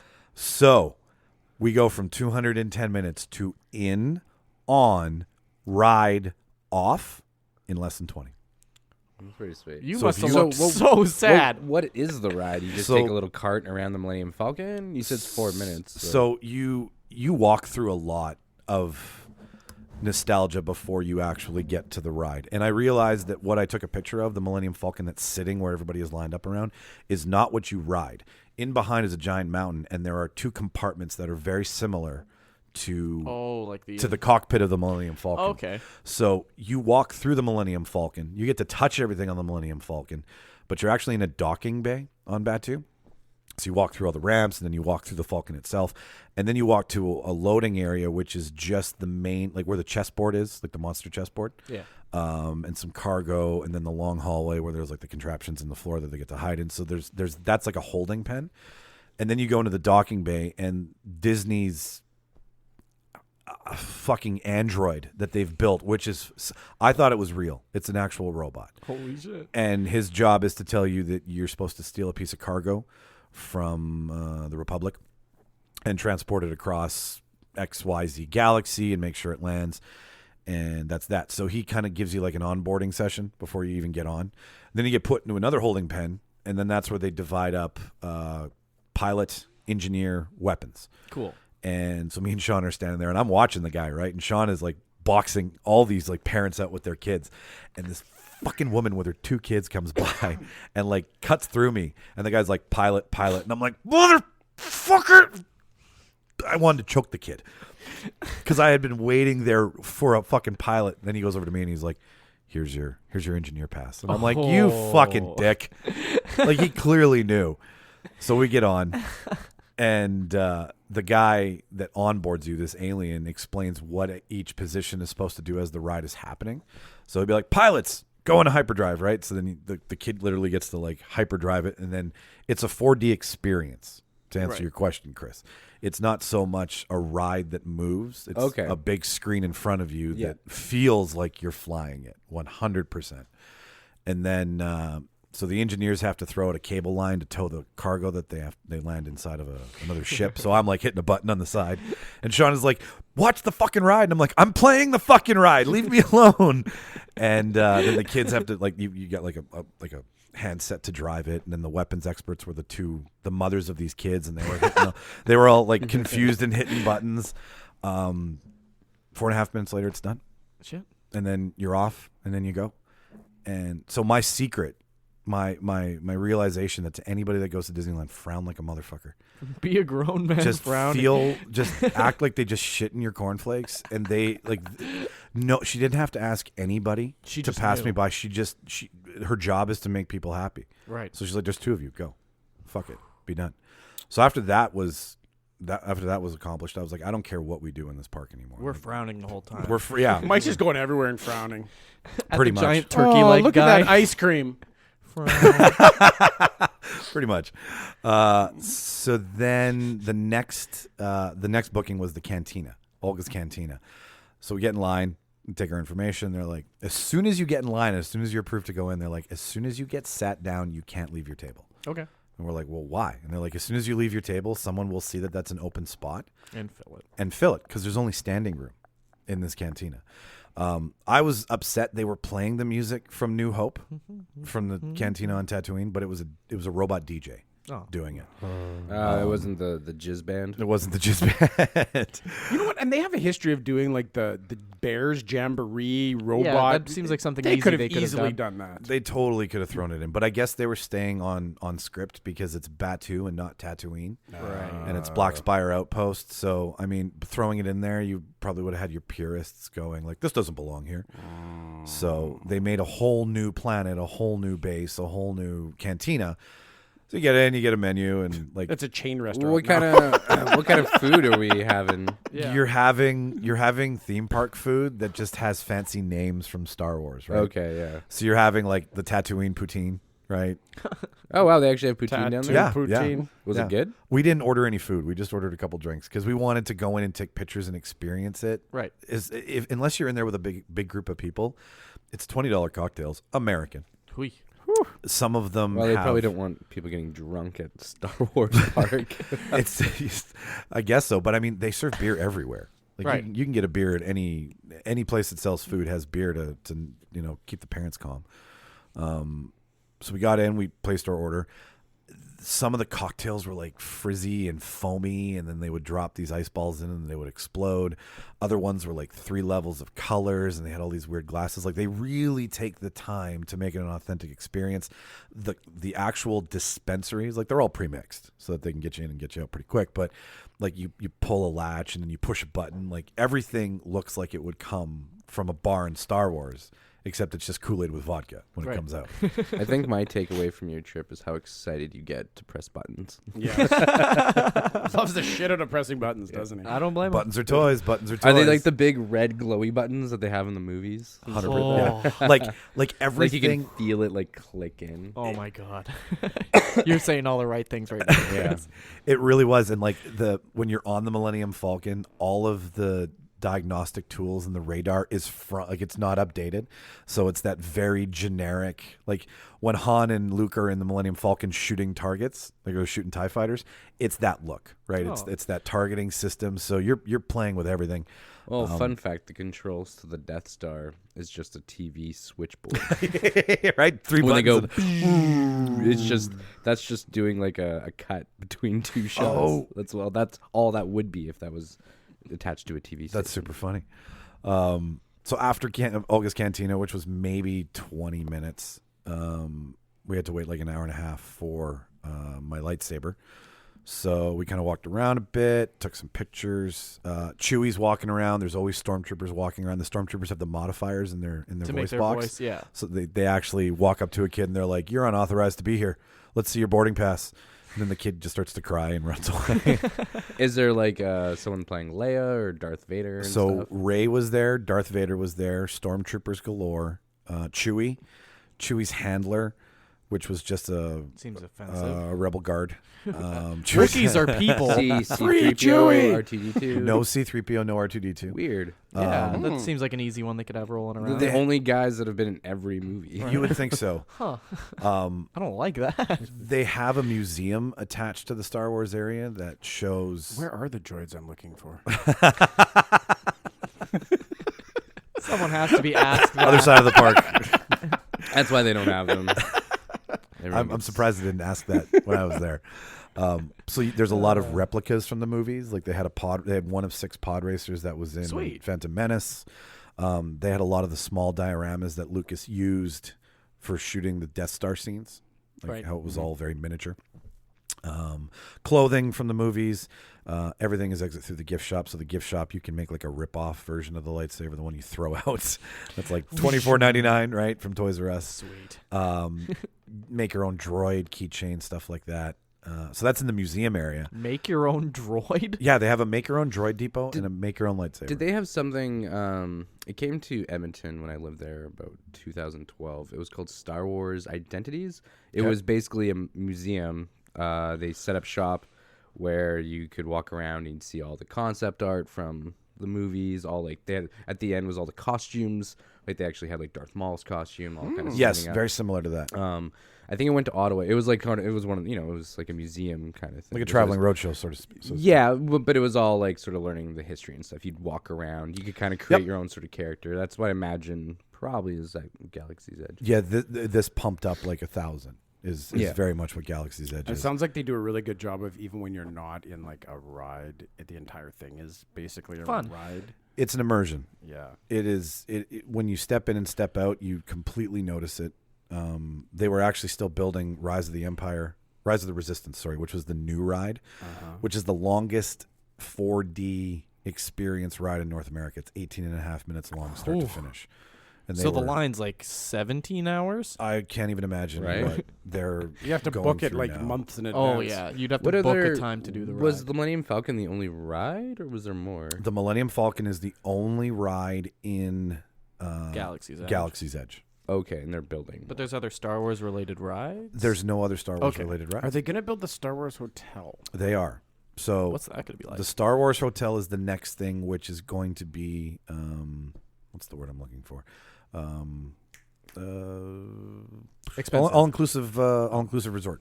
So when you go to Galaxy's Edge, are you just paying to get into Galaxy's Edge, or are you paying a flat fee to get into all the parks? You are paying $120 American to get into Disney Hollywood Studios, which has Star Wars Galaxy's Edge in it. What else is in that? Disney's Pixar. Mm-hmm. That's in there. The Aerosmith Rock and Ride I is rode in there. that as a kid. That's Holy in there. shit. Did tell me you did that. The Tower of Terror. The Tower of Terror is there. Oh, my God. And this is so you don't have to pay an additional thing. To No. get into You're Galaxy's giving me Edge. flashbacks. Once you get into a park anywhere on Disney or Universal, you're in. So that Aerosmith ride is wild. It looked wild. It was like, And honestly, $120 ticket for I take it the day. Yep. Is that for the whole day. Yep. That doesn't sound too. That's not bad. too bad. You can make the full day of it. You go early, leave late, you stay for the fireworks and shit, and you're good. if you really try your hardest, you're right. If you're there at the crack of dawn, You could make a waiting whole to get day out of in. it. Make it worth it, right? Well, if you're there at the crack of dawn, you at least get on the Millennium Falcon for sure. Yes. Exactly. Yeah. Oh, it's I'd almost do that right at the start. That's how we did the way. Aerosmith ride. We got there super early, and me and my cousin just sprinted right to it, and we were the first people on the ride. So I know when I went, we stayed for we were there for a week or whatever, but we were going to go to the parks for 3 or 4 days. But we bought like a 7-day park hopper pass. And one day is $120. 2 days is like $220. So you're 3 days is, $280. Each time and you're then you get to saving a the little. end, and it's like day 5 and 6 are like $10 a piece. So you might as well just do the week. So yeah, because they know once they get you into the park, they're going to make some money off you anyway. So they Right. might as well bring you back those extra days. So it You're gets buying food, progressively cheaper and cheaper the longer you stay. And it's great. What I found with the park hopper pass was awesome. If you were to go back, is that you could go check out some things and be like, oh, well, let's just go chill, and then we can go back to a different park just to see the fireworks. Exactly. You can bounce back and forth, which is pretty cool. And if you could stay on property, if we stayed in one of the hotels on property, and you just take buses, you don't have to drive, and it's pretty cool. I like at Disney that they let you know the animals that are just flying around and birds and stuff. They aren't part of the park. Yeah. Don't pet the peacocks. They aren't here for you. Oh, I love Disney. me too. I bet super stoked hearing about your experience, and just makes me really want to go again. Oh man, Samers. I can't. If you're a Star Wars nut, you have to go. And I'll end it on the lightsaber experience, which is where when I say I cried, that's where I started to cry, because they bring you in to a holding pen and they let you pick whatever lightsaber you want to make. Holding pen. That's what everything is. Everything is a holding pen. It's just cattle being moved around the park. And so I got into this little area, and the lady's like, do you know what you want to make? And I'm like, yes, I do. I want power and justice. So they give you a little pin. You go in, you put your pin down. And it's so funny because Savi, the guy owns the workshop, he's a scrapper just like Ray. So there's lots of focus on Ray being a scrapper, building things, selling parts. That's how lightsabers have been made over the last 30 years, because since the Jedi have disappeared, they have to make them from the spare parts they find over the galaxy. So he goes into this huge long speech. There's music in the background. It's very immersive. It's dark in there. And he's like, is everyone ready to make their lightsaber? And then everyone's like, yes. And he's like, all right, commence. And then out of nowhere come 30 staff. And then they drop the tray in front of you, and it goes out of story into make your lightsaber as quick as possible, because we have another group coming in 15 minutes later. So they break it down. They give you the hilt, and then you put all these 3D printed pieces onto it. And then he breaks back into character. He was like, all right, take your hilts and plug it into where the blade is made. And then you plug it into where the blade is made. And then he was like, everyone raise your lightsaber. So you raise it up, and then when he goes, activate. And then the whole room goes black, and then everybody with their lightsaber right comes on. And there's definitely the one kid whose lightsaber didn't work. Oh man. Yeah, that would be me, Chris, actually. It didn't work? 100%. So And then another frown. They give him 2 lightsabers. I want no lightsaber. So I don't want to wait. this is Monday. So Monday I play with it. I play the shit out of it. Tuesday we go to Universal. Don't touch it until I get home at the end of the night. Tuesday night I go to touch it, turn it on. Doesn't turn on. Oh, wonderful. And I'm like, what the fuck? Take it out. Take it all apart, because it's right behind you, Jimmy. You know how to build it. Yeah, I know how to build it. I know You where, built it. Yeah. So, So what did you fuck up? apparently there is a flaw. After I went to Reddit that night, there's a flaw that the batteries get drained constantly while it's on, whether it's turned on or off. Okay. The battery juice is being pulled from it. Phantom power. Phantom. The Phantom It's batteries. the fucking Phantom Menace in that lightsaber. Phantom Menace. Phantom Menace power. So you just got to take them out when you're not using Was it. the Phantom Exactly. Was the Phantom Menace Darth Maul in the end? Is that what we? I Yeah, think the Phantom so. Menace is supposed to Was be. it Qui-Gon? Qui-Gon? Qui-Gon Jinn? No, the Phantom No. Menace is battery drain. Yeah. Are we talking about the original movie? Like Darth Maul was in the end? Yeah, like the Yes. title is the Phantom Menace. Is he supposed to be the Phantom Menace? I guess so. I think the Or is Phantom it- Menace was Anakin all along. Well, Yeah. that's kind of what the one poster always alluded to, right? With the shadow of Darth Vader behind him. Oh, that So- yeah, that does make sense. But like, it really seemed like Is it that was why they supposed gave to him be the Darth bowl Maul. cut? So the shadow would match his head No, and his helmet? No? No. Okay. because he doesn't have like a robe on or anything. Right. The shadow doesn't make any sense if someone's standing there like, what the fuck's going on with your shadow? Why is your head shaped like Darth Vader? weird shadow. Why do you look like a clone trooper? What's a clone trooper? Well, you see, Annie. You're gonna make them, Annie. So anyways, yeah. So I called them, and I get on the phone with Disney, and I'm like, "Listen, I got. Can you hear my frown? I'm frowning right now. Disney's Galaxy Edge. Ma'am, we need you to calm Lightsaber down. broke. We can't understand you, ma'am. So she's Can like, you "Well, please put your mom on the phone? Shauna, I need to talk to you." So the lady's like, "Well, what's the matter?" And I'm like, "Well, it's not turning on. Like, its major function to light up and make my fucking day is not happening." So she's like, "Well, just go back to the park, say you're here because you've got an issue, and they'll let you pass the gate." So we drive back to Disneyland, which is like a half an hour. Then it's like another half an hour to get into the park and navigate your shit. So I get in, I get to guest Did you have to services. pay for parking to do all this again? No, thank God, right? That's what Shauna was like, "Listen, we are here to fix a problem. We are not here to enjoy the park." The lady's like, "Just go in this lane and go." And it's like the Uber lane, like where people call Ubers. Yeah. There will be no fun had today. Yeah.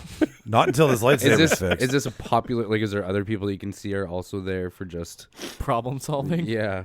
Well, guest services takes care of everything from you've misplaced your ticket to your bitchy 37-year-old man whose lightsaber's not working. Right. So you just go to them and then they take you from there. Just a room full of guys who look Can we get like the Michael. floppy Mickey ears on the left, please? Broken's lightsabers on the right. All these mics just go over there. Well, it was interesting because so Shauna's waiting in the car and she's like, "How long do you think this is going to take?" And I'm like, "I don't know, like 15, 20 minutes, hopefully." Because the lady said one of two things will happen. They'll fix it or you'll go get a new one. We're and gonna you'll put it down. So where do lightsabers go to die anyways? So I get to the guest service desk and the guy's like, "Can I help you?" And I'm like, "My lightsaber doesn't work." He was like, 1 second. And there was like 100 people with problems. So like I'm a fairly loud individual. So all of a sudden I look behind me and all these people are looking at me because they're like, "This guy's lightsaber's not working." And I can imagine I'm only like not helping Disney's cause after, like, if they've all got reservations, right? There's a guy standing next to me. He's like, "My son wants to make one of these." And he's looking over at me like, Right. "What's my problem?" So the guy comes back out not even 5 minutes later and he was like, "You drained the batteries." I'm like, "No, I didn't. I haven't even been using it. I haven't even been using it. Like, how did I drain batteries in a day?" I didn't feel like arguing with him. We had a place. What to kind be. of batteries are they? Special 3? kind? Double D's. They're are they huge AAA, double A? batteries. They're triple A's, and there's 3 of them. Oh, That's not even That's that many. nothing. No, Yeah. that's not. Looking at it, I think it takes about 4 Ds. Yeah, that's what I was Right? gonna say. Yeah, Put them all in the.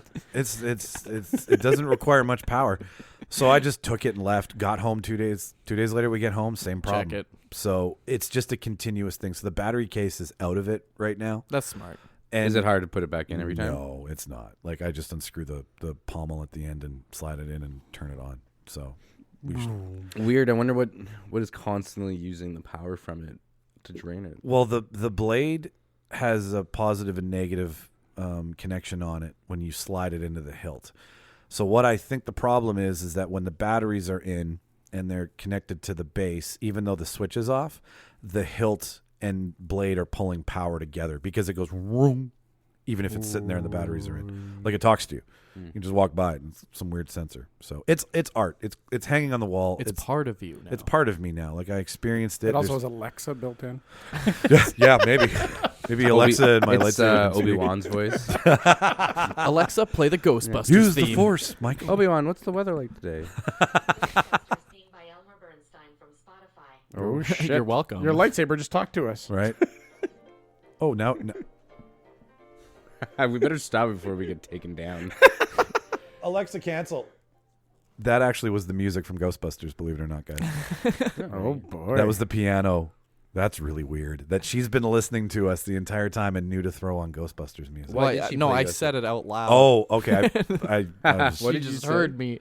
I said, Alexa, play the Ghostbusters music. Playing Ghostbusters There we go. okay. All right. by various artists from Spotify. Okay, she's canceled. Perfect. Moving on. Oh, nope. No, she's back. Alexa, cancel. All right. Let's carry on. That's creepy though. So this, I'm going to tell a quick side Yeah, story because we need to move on all of our other stuff. Yeah, we do. Yeah, we are probably gonna. But I was downloading a song one time on my old BlackBerry. This was really creepy, and I'm in there and I'm like, oh, I really want this song. It's by Skrillex. Why? So How old is this story? It's a BlackBerry and Skrillex. It sounds like 2009. So, but I'm trying Season 2 of The Office. I'm trying to download it from some random free MP3 website, right? So it's like not working. I'm like, it doesn't fucking work. So I put my phone down, and like 15 minutes later, I guess it was like really slowly downloading, but I put my phone down, and it didn't show up that it was still downloading. So it finished downloading and then started playing. And I should actually have queued it up, but the song starts off with a robot voice that says, I am Skrillex. So I'm sitting there, my phone starts fucking talking to me like, I am Skrillex. I'm like, holy shit, what the fuck is going on? It was interesting anyways. Had to be there. My name is Skrillex. All right. Well, now that we've got the Star Wars Galaxy portion of the show out of the way, the year in review. the year in review kicks in right now. an hour into the show. Yeah, right. Like an hour and a half. Yeah. So, Jimmy, we're going to start with you. What was your favorite movie of 2019? Easily Doctor Sleep. Really? Yeah, not even, I don't think it's, even close. And like that was, can't say I went to see too many in theaters, but I would say. Like out of everything that released, that was streaming, everything then that you Dr. watched? Sleep by a mile. I enjoyed it just so much. Easily like a 9 out of 10. Everyone should go see it. If you like The Shining, you should go see it. Okay. It's amazing. Even if you don't like The Shining, go see it. It's a great movie. I know you talked about it before and didn't really want to ruin anything, and it's been a couple weeks since we have. So, like, what are the bullet points that people really can look forward to about? I think it does a perfect job of blending like the nostalgia and what people want in the old movie while also being its own story. Like, I never read the Dr. Sleep book, but apparently it's very good, and it's very good at being its own story, and the movie did a great job of doing that as well. Oh, we're super excited to see. Chrissy's just like, we have to see it. Oh, you should. I would, highly recommend. She it. really wants to go to the theater. And Ewan McGregor does a very good job playing an older Danny. Perfect. Like, he's a wonderful actor. He's great. He's the most beautiful man in Hollywood, first of all. But like, he's my man crush Monday for sure. Agreed. Is there any mention of mom at all in it? Like, yeah. Is there backstory into how mom kind of like it starts just like a couple of months after the events at the Overlook. Oh, yeah. So it's obviously new actors and stuff because it can't be the same children. But the new actors look very similar. They act very similar. They obviously didn't have Scatman Carruthers, but the actor that they got to play Scatman Carruthers' character is perfect. Like it's you almost think it's the same guy when you see him. Like, I don't know if he's digitally made to look like Scatman, but it just looks amazing, and he did a great job. Now, what I want to know is that do they explore the Shining itself enough? Yes. Okay. Yes, they do. They take a deeper dive into what's actually happening there. That's cool. Yeah. I was hoping for that because I thought it was missing from the first. But Shining. see, that's not until like the second half of the movie. The first half is establishing itself as its own story. Cool. Definitely worth the watch. all right. Worst movie of 2019. I don't think I have one, man. I don't know. They're all pretty equally terrible. Anything that you saw that you didn't really like? Joker. This one was a Really? tough, yeah, I'd say Joker I guess for Joker. I didn't just. I didn't. That's fine. No, that's totally fine. I didn't like it. It was just boring. And people have worse lives than you, man. Like, and what are you? You're gonna cause a mass riot because your mom is sick. Like, people have shittier lives than you. I Get can over agree with you yourself. that that's kind of where there was a weak. He's got his plot hole. laughing thing, but fuck, man. Like, fuck you. People have bigger issues. I don't know. In terms of his performance as the Joker, I don't know if it's going to be nominated for an Oscar or whatever. Yeah, I think he is will nominated be. for SAG. In terms of Jack Nicholson, Heath Ledger. Oh, Jack Cesar can't be Romero, beat for me. Where does Joaquin land amongst the Under rest? Jack, but above Heath. What about Mark Hamill? Oh, Mark Hamill's animated Joker is the top for me, I guess. I'd say that's the quintessential top of Joker the for top. me. Yeah. Okay. I mean, yeah, it's okay You're to not. upset with me. I can see it in your No, eyes. you know what? Just because a movie made $1 billion does not mean you should like I a just movie. didn't like it. Yeah. Like that's a weak And you know reason what? I to didn't fall in want love to with see something. it, and I was made to go see it, and I didn't like it, and it's I don't know. You know what made me like it more is that I did kind of a deep dive into some fan theories and stuff around it. And a lot of the things that appear as one way on the surface when you watch the movie may be Like, you don't know how much is real and how much is sort of dream and Just in his imagination head. in his head. And the more that I started thinking about the parts that could just be happening in his head and how things changed and are seen through his filter of life, I'm like, oh, this could be really, like, if it is that deep, it makes it much better in my head. So I'd like to think that it is that deep. But I don't think Todd Phillips is that deep. Like, this is the So man you're- that did Old School. He's Hangover. right. He's not a deep man. And I don't know, a lot. He resorts to a lot of just low hanging fruit jokes. Like there's a little person in the movie, and it's the whole movie is just basically midget jokes about it the whole time. And I don't know, it's very Todd Phillipsy. I thought the part that kind of, not to spoil anything, but some of the theories, but I will anyway. But was that they established that there's like a big strike, like the garbage isn't getting collected, right, in Gotham. So the garbage is piling up onto the streets, and that's why everything's getting dirty, because it's not being collected. And people are starting to riot and picket and protest against and that's why Wayne's running for mayor, to clean the city up, right? So there's a theory there that none of the clown masks that he's seeing are actually there. There's just people rioting because of the social unrest, but he sees it as people supporting him, and that's all filtered through his psychopath brain. And that kind of got me. I'm like, oh, so none of this is really happening. Like, he didn't get pulled out and saved from the car. Like, it's just he gets thrown from the car, but in his mind he gets saved, right? Huh. So I thought, oh, if that's what they're going for, like that's kind of deep. I'll say Todd Phillips isn't that deep. Okay. I like that. I really wish that's what it is. I don't think that's what it is, man. I think it's just Todd Phillips trying to be edgy. All right, we'll cool. see. Mark, Maybe we won't. Maybe we'll. They said they'd do Joker too, so They pretty much have to now. yeah, like pretty much. Warner Brothers won't Make pass $1 billion. this You can't just let her go. up. No. Favorite movie of 2019, Mark? Endgame. Okay. No ands, ifs, buts about it. I loved it. I literally cried 3 times in Endgame. At what points do you remember? Oh God, when Well, obviously Black Widow. yeah, when Black Widow sacrificed herself. You know, I got like When a Paul little. Rudd's taco gets blown away by the ship. Did you cry during I that? got no. I got a little like not like happy tears in my eyes, where it's like where Pepper Potts shows up like in her outfit at the end, Yes. right? Like she's wearing her Iron suit. Just little things like that were very like, you know, happy that it happened, and tears of joy. tears of joy more so than anything. And then probably at the funeral scene at the end. and when then everybody's- the funeral Also scene, tears of and, joy. Yes. and yeah, we're like the old man, like on the bench scene kind of thing, right? I saw an article this week that they clocked him at 120 at that point. 120 years old. Oh wow. Is what he would have been, having gone back and then lived and then been able to go through it all, combining his age of how old he was when he was frozen and then tacking on those years. That's where the total. Yeah, I mean the whole scene where they go back in time, and then he sees that section, and like, you know, and then knowing that he went back there and lived his life, and the whole time, like, that was always the big sad part about him, Cap, right? That his true love, and that's the bad part about any movie where you have immortality or you live exceedingly long, is if you fall in love with a human, then you're screwed, basically, right? So that was, I don't know.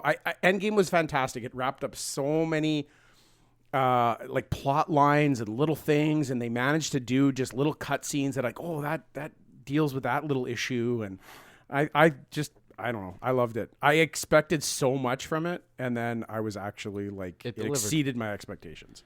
It really did, and I think the Russo brothers and the staff at Disney, like everybody knew that they had a big responsibility.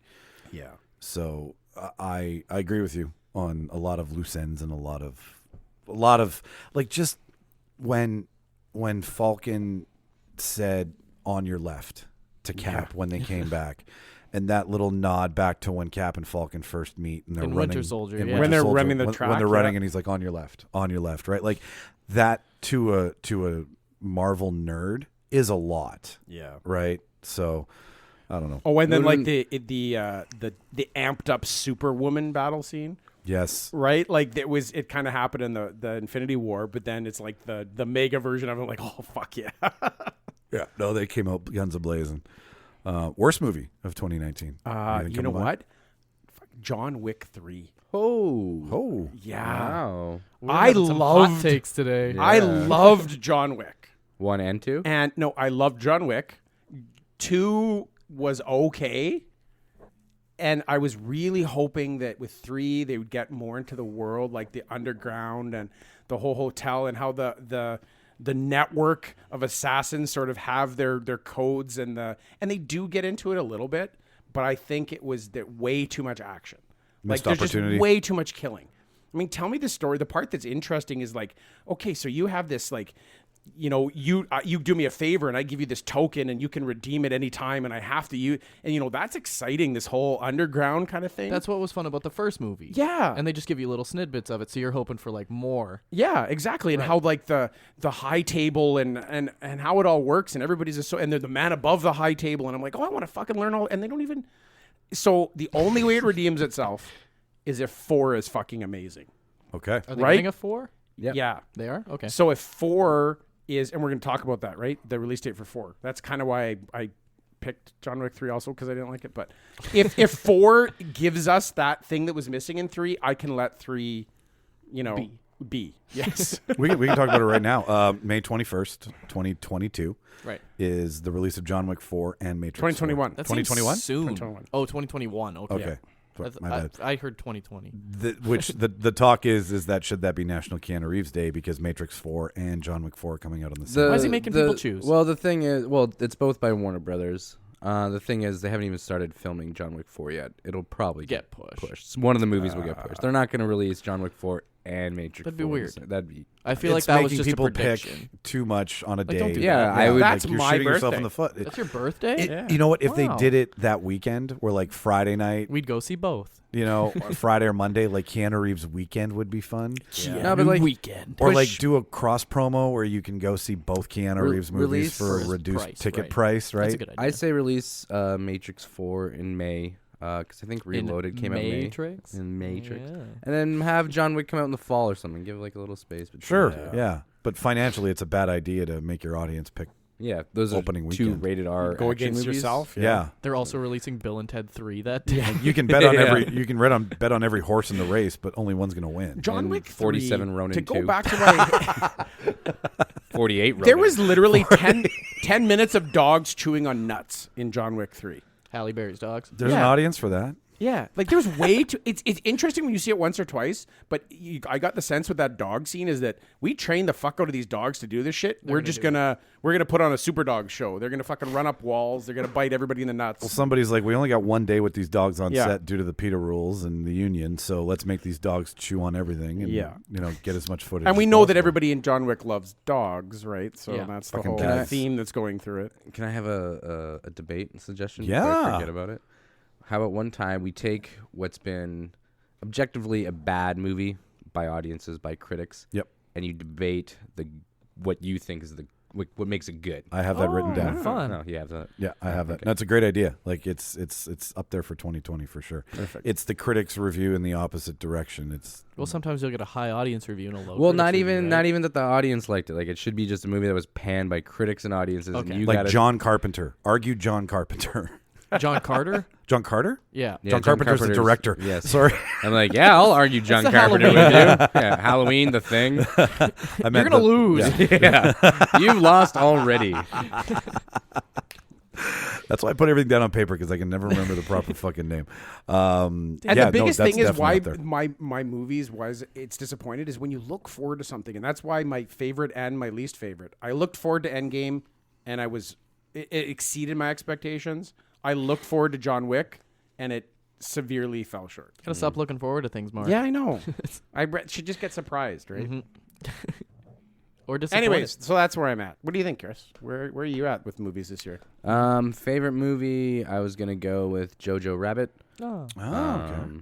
Still kind of thinking about that and recommending it to people. Saw it last month, I guess, or maybe the end of October. I don't remember when it came out. Yeah, I really enjoyed it. It's funny. It's got a great story, great acting, everything that I was kind of looking for.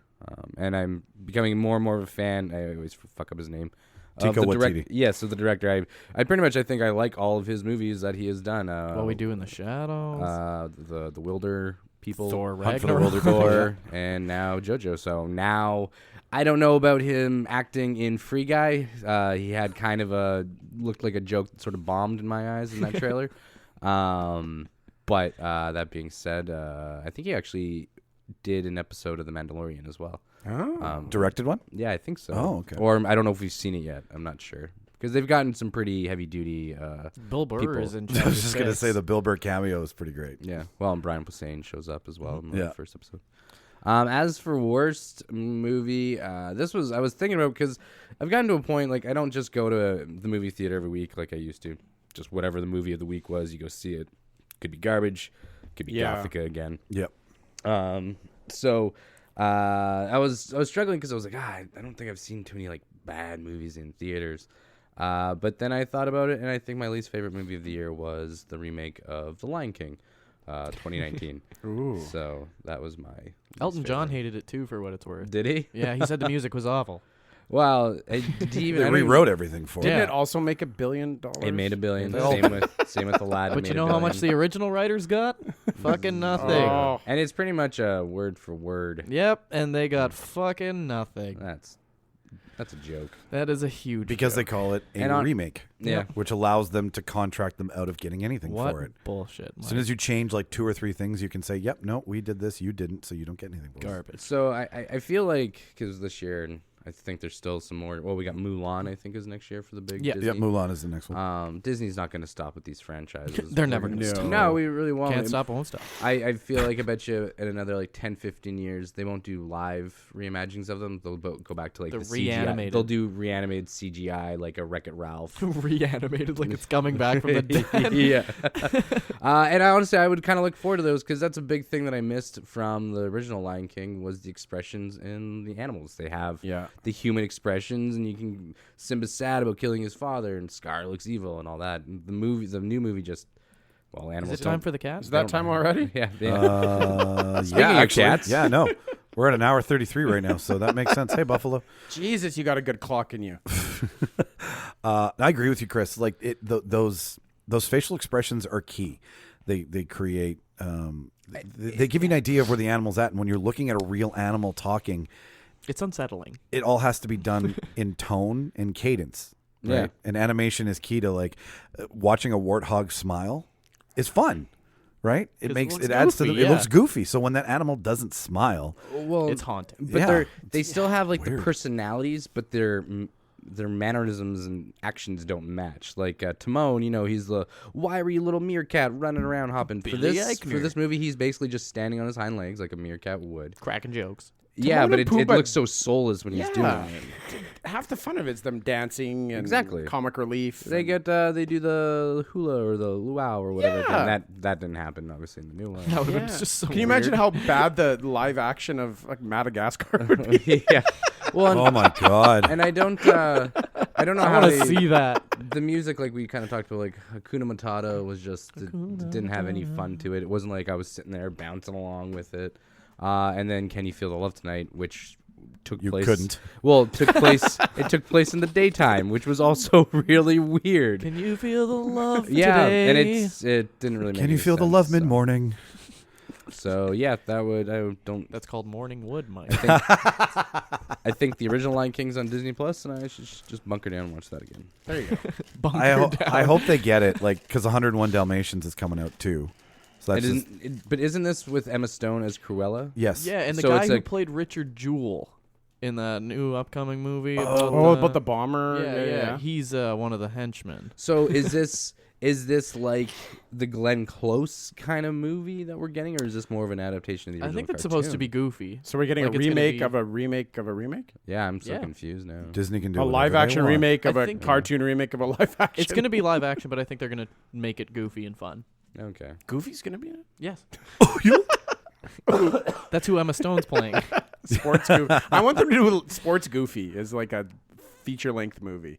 Do you remember Sports Goofy? Where he he would show you, it would be Goofy teaching you how to do a whole bunch of different sports, like Are how to play you- football. I remember you- the It's football fucking one. amazing. Are you talking about like the old Disney Yeah. Channel? Oh, yeah. It's like- where like it it's would be like narrated. Sunday night at 6:00? Yes. Narrated. I Goofy, think those yeah. are on Disney Plus. Oh, those are amazing. They're like vignettes, right? yeah. Oh, those were So so amazing. great. Goofy in Pigskin Mayhem. Or like Goofy at the Olympics doing like the pole vault. Yeah, right? yeah. So good. Fuck, those were great. Or Goof Troop. Goof Troop. Well, was that's great the actual too. show. Yeah. Always be together. All right. Well, I will close this segment here. My favorite of 2019, Once Upon a Time in Hollywood. Oh, that'd be up there for me too. It was it's I think it's the fun. I can see how much fun Tarantino had in it because he's a huge fan of that era musically, which had a lot like that soundtrack made that movie a lot better. I feel where like you can argue like the soundtrack for Dawn of Justice, Batman versus Superman tanked the movie for me. So There's a whole lot of things that tank. there was Yeah. Was that the breaking point for you? Was the music? it's where it started. Do you bleed? You will. Do you believe? I enjoyed Leonardo DiCaprio playing a leading man that wasn't a leading man. Like he's down and out on his career. He's trying to get any movie that he can. It's very anti-DiCaprio. So I appreciated that. And Brad Pitt's cocky, arrogant stuntman fighting Bruce Lee in it. That was very enjoyable. All in all, I think it's one of his best directed movies, cinematically, script wise. All in all, I was always with Kill Bill. Kill Bill's always been my favorite. Now it's been ousted. Oh, that's wow. exciting. Yeah. Wow. Do you think he's got one more in him? He'll call it quits. How many feet do you think he has left? What's he in? He's in his. How many more licks till we get to the center? There's Tootsie Pop. How old is Quentin? I think he's got one more in him, and now Well, he says he's gonna do 10. yeah, and apparently Kill Bill 3 has been talked about this week. Wow. Yeah, he wants to reignite that. I think he should stick to an original. I agree with you. I don't think making Kill Bill 3 is going to do it. It's done. You had it's one good and two. as They it- were both yeah. great. It was originally supposed to be one movie. He had to cut it because the studio's like, this is just too damn long. Quentin, this is 5 hours. You have to cut it. Yeah, like let Martin Scorsese make the long ones. You stick to your 2.5 hour window. That's fine. And that plays into like what Chris said before, like last episode of like movies getting too long. Like I feel like you can't make Kill Bill better than it already is. Worst movie of 2019, Hellboy. I forgot that even came out this year. I did too. That was earlier, right? Very early. Came out right around Godzilla came out actually. It missed a lot from the comic books. What Hellboy did with the first two was it gave you a character to grow into. You know, like you saw some backstory. This one, the backstory is just talked about. It's very busy. It's badly edited. There's bad sequencing. You're missing a lot of pieces. Was it them just going like, oh, maybe you already kind of know the story of Hellboy, which I don't. Yeah, that was the Like So they're just he trying to already get- exists. Everyone's comfortable with him. Okay. Yeah. Yeah, It's they not w- like the original movie. Which, with Ron to be Perlman. fair, I think I don't even know much about Hellboy, but I think I'm just sort of sick of origin stories in movies. Exactly, And they that's didn't- maybe going back to Ghostbusters, that's all I'm seeing is just an hour and a half, 2 hours of an origin of the new Ghostbusters, and I just don't care. It is. And I'm the opposite. I love the shit out of origin. So do I. Just get to it for the most part. I love a good Give then me- and now. Yes, give me an origin story. Give me an assemble the team story. Oh Armageddon. God, Well, can I and just you know- and assemble you know- a team? Just turns me on. Mark Let me loves tell his you. montage. I don't care And what it's that's- for. Just assemble a team. And a good movie for that is the last Spider-Man Into the Spider-Verse. Yes. The Spider-Verse. Yes. It's an origin story as well as the team coming together of all the Well, Spider-Man. not a lot of people know about Exactly. Miles Morales, so I think I that know. was the right time to do it. And I just Or- said or I'm not a big fan Spider-Ham. of origins. Yeah, not a big fan Spider-Ham. of origin stories. Spider-Man. Sorry, my hands aren't always wet. All right. Well, let's get into Oh, what's now? what's now. What's now is our our favorite our debates. favorite debates. Okay. Spider Pig. Spider Pig. It's like, okay, here we go. So, Jimmy, out of all the debates that you were on and also listened to, you can include those as well. What was your favorite this year? Well, I picked one that I was on, and then I picked one that was my favorite that I wasn't on. The one that I was on is easily the prank one that we did, That was great. where I got to prank Harvey Weinstein. Yes. Liar, liar. That was not liar, liar. Big fat liar. So that was easily my favorite. I don't know. It was so fun to come on the show, and you guys made it very fun and easy, and it was. I feel That's a that lot was of sort fun, of the guys. birth of Jimmy on the Real Debaters. Thanks, man. Came into your own. I like the tag team wrestling one too, but that one was actually no. The tag team one was my first one. So I think Yeah, So it was the this one- second, but that's where I think you really blossomed You were kind of comfortable and Yeah, it felt really good. And you Yeah. guys made it very easy, and that was a very fun episode for me. that was a good one. Most fun that I wasn't on is probably the where you guys had to pick giant monsters to fight each other, and everyone was very confused on the plot. Everyone's confused on the size. On to scale. Yeah. I listened to it at work, and I was just laughing like a maniac the whole time. You guys made me look like a psycho. That's where we really learned to communicate on verbiage. But it's also really funny when it all boils down to it once we get to the podcast and record Oh, it. God, and we're yeah. all like, wait, that's not what I wrote. Oh, wow. So I think for reference, the ones I'm talking about are episode 15 and 16. You are, yeah. It's birthed one of our reoccurring jokes that seems to creep up in almost every episode, the to scale. Because that was so you used Big Fat Liar, Mark used Saw, Yeah. I used Vanilla Sky, and Martin used Goonies for that one. Yeah. Mark ended up winning, right? Mark ended up winning. Yeah. Mark took the title. Mark took that title because he wanted to go after me originally, if I recall. Yeah, I did go after you. Oh, you did? Yeah, you know I you just did, went yeah. after you with Saw. I was going to single white female you. That's what it Yes. was, yeah. You used Saw instead. I think you just picking Michael gave you that win. It's all in the target. Mark, what about you? What was your favorite debate of the year? You know what? I have to go way back just because it birthed our first reoccurring plot line was the what weapon would you use in a zombie apocalypse? And I decided to buy the flail. Yes. The mic flailing in the corner is such it just brings happiness to me. And I think it's the point in our podcasting that we really realize that our power comes from making fun of each other. 100%. I agree with you.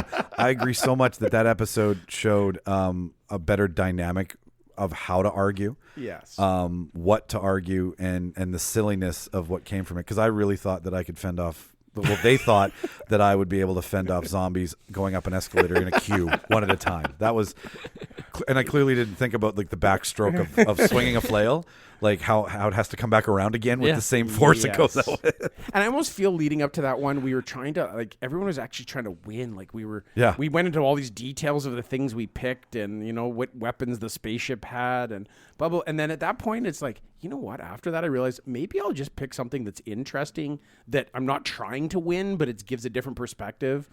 And that's kind of birthed some different stuff from us. I think we've realized it's kind of like Whose Line Is It Anyway, where the points don't matter at the end. Exactly. Right? It's just about the shit talking and funny and fun times we have in between that really count. So I couldn't agree with you more. Yeah. 100%. I'm glad we agree that they don't matter. Oh yeah. Well, I mean, I have a list of winners and losers here, but yeah, I can't wait. And for the tanked episode, and not if people like it, the Schwarzenegger one just didn't speak to you. Didn't speak to me. Because we'd already done the Stallone, and it felt like the Schwarzenegger was just another guy with limited range. So if we were to do that debate again, should we maybe like Johnny Depp? Yeah, like I want somebody that plays like a whole host of characters, you're right? Chris. Somebody with some range. Yes, it's true. Stallone and Schwarzenegger. Ray basically- Romano. Like the premise is great. Like pick an actor for this job that makes sure. no sense, but pick somebody who has a catalog of more than just one note acting, right? Exactly. Yeah. No, we Give me anyone. Anyone that's got a range. Right?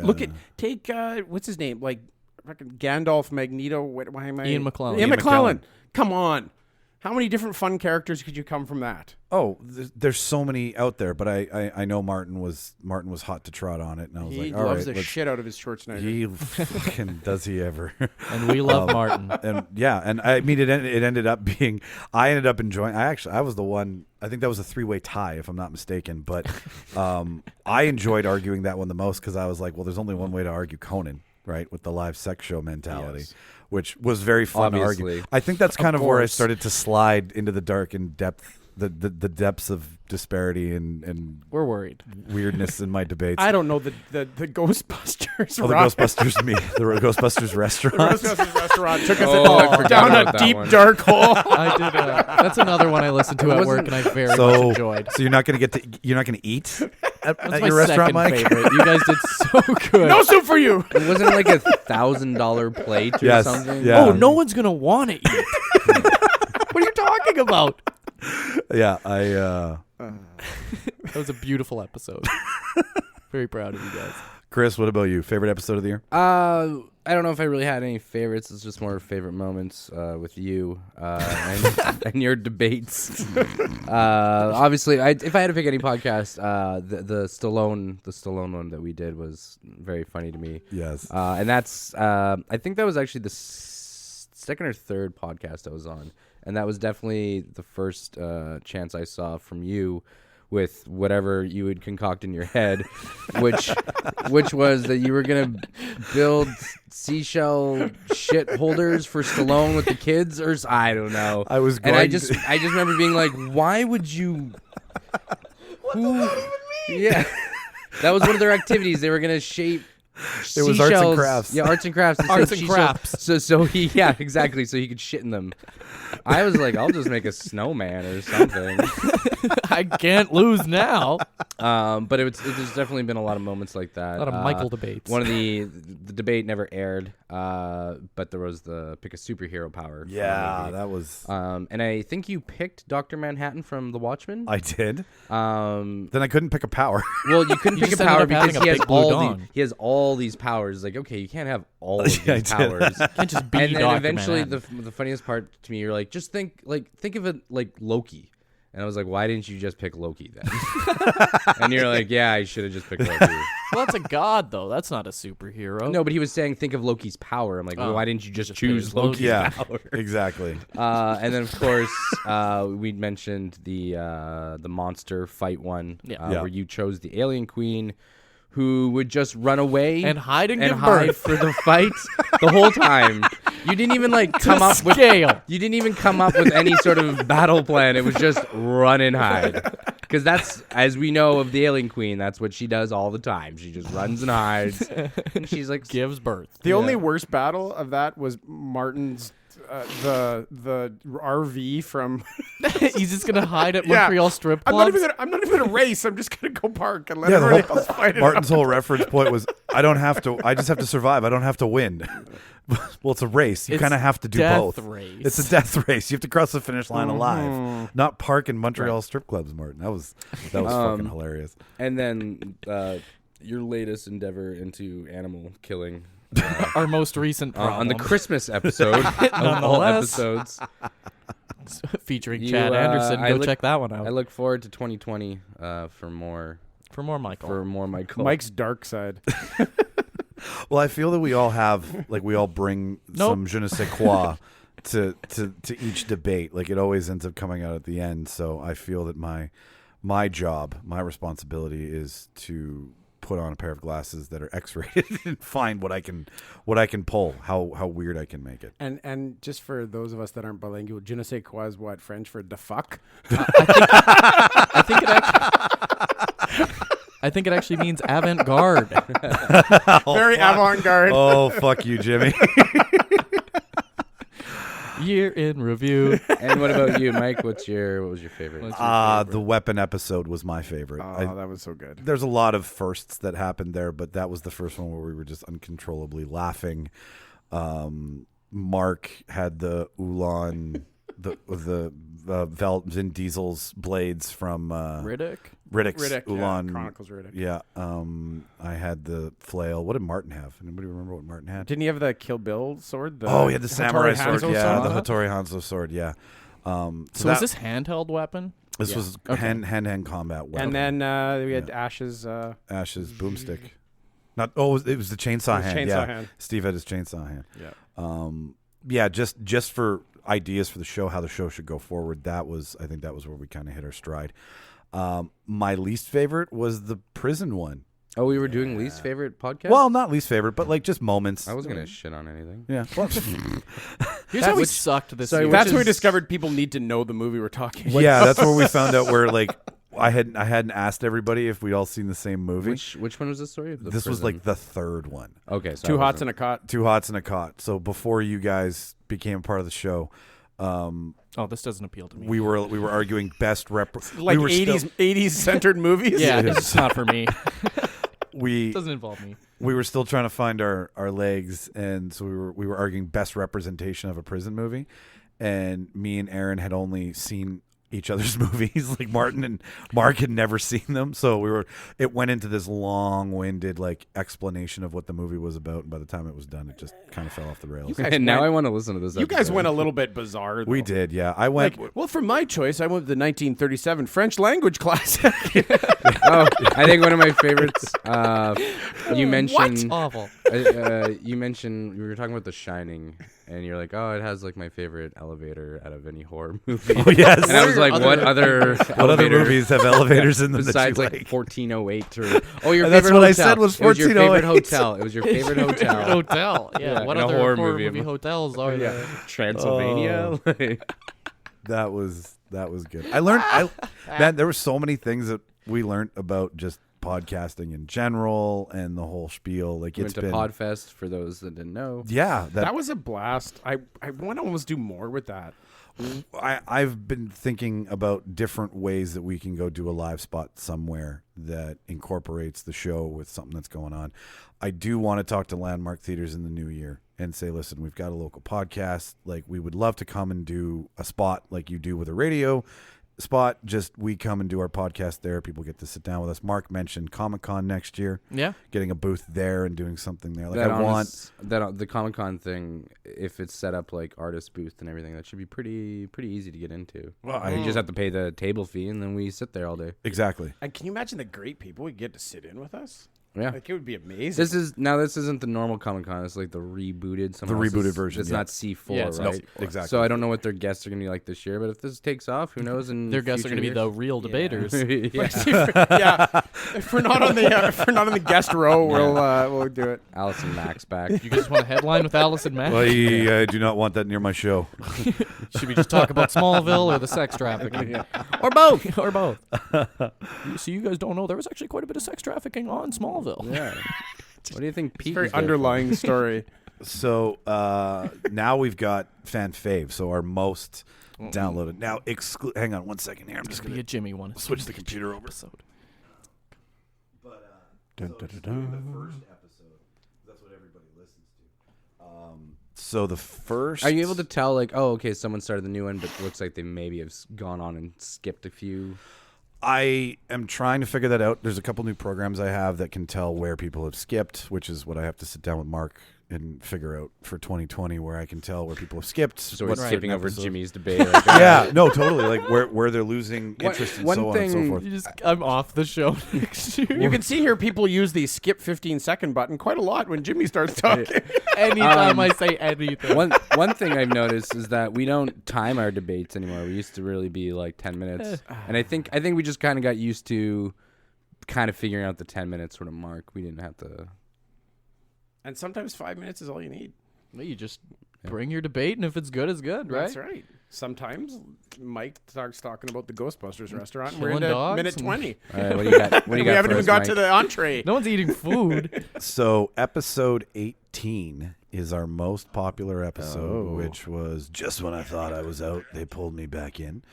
Which was hang on The here. daycare. What? This Really? was the last daycare in town is run by a movie villain antagonist. That can't If be you had right. to leave your kids with one for a day, who would it be and why?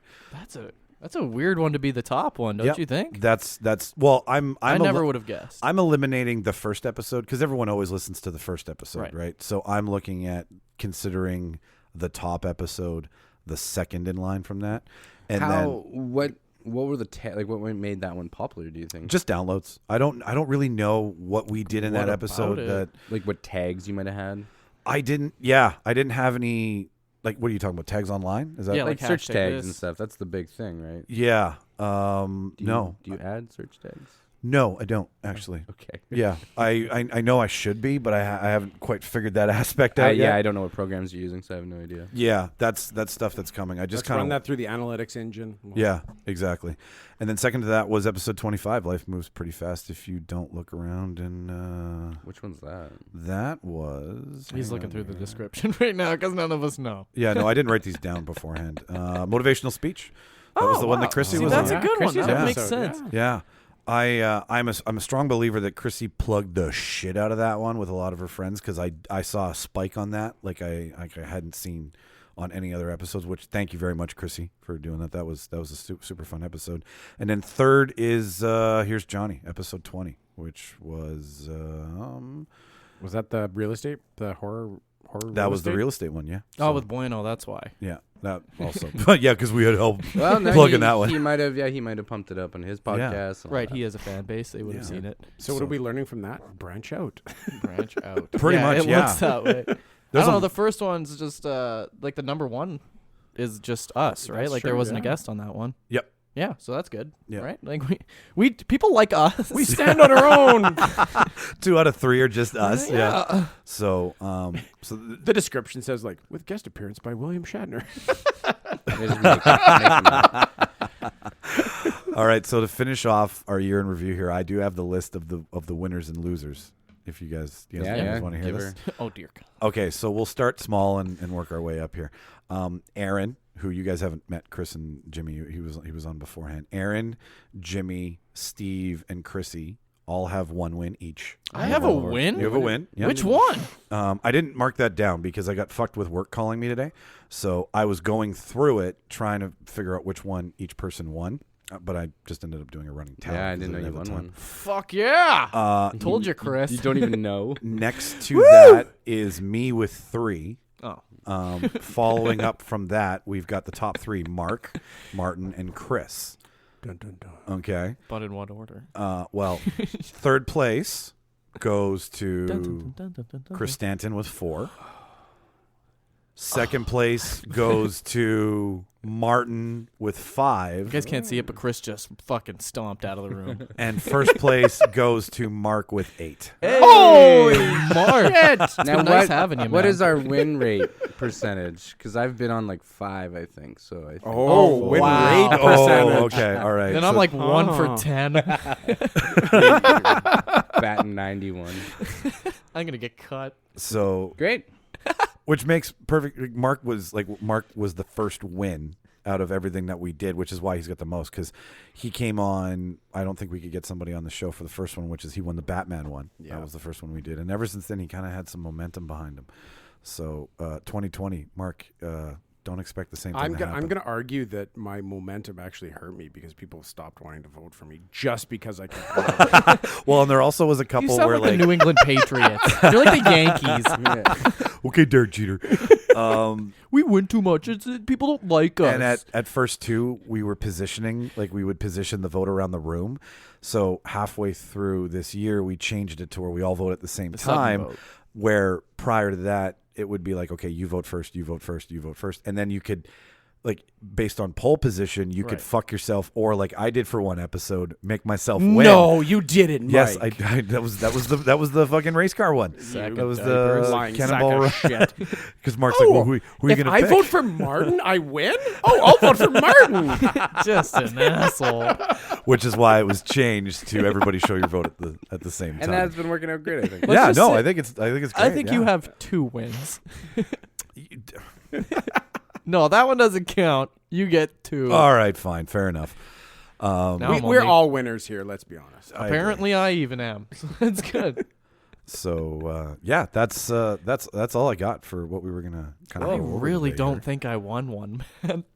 No, I know you did. No, you 100% did. you I know did. you did. Yeah. All right. Yeah, and I'll you were take really it. happy about it. I'll send you the recording if you All want. right, I'd love it. Or just listen to it on Apple Podcasts and give us a review. Yeah, I don't know which one it is. I remember your shocked look on your face. You were sitting right here. You're in like, Chris's win? seat. That's why I won. Yeah, so I wasn't here for that one.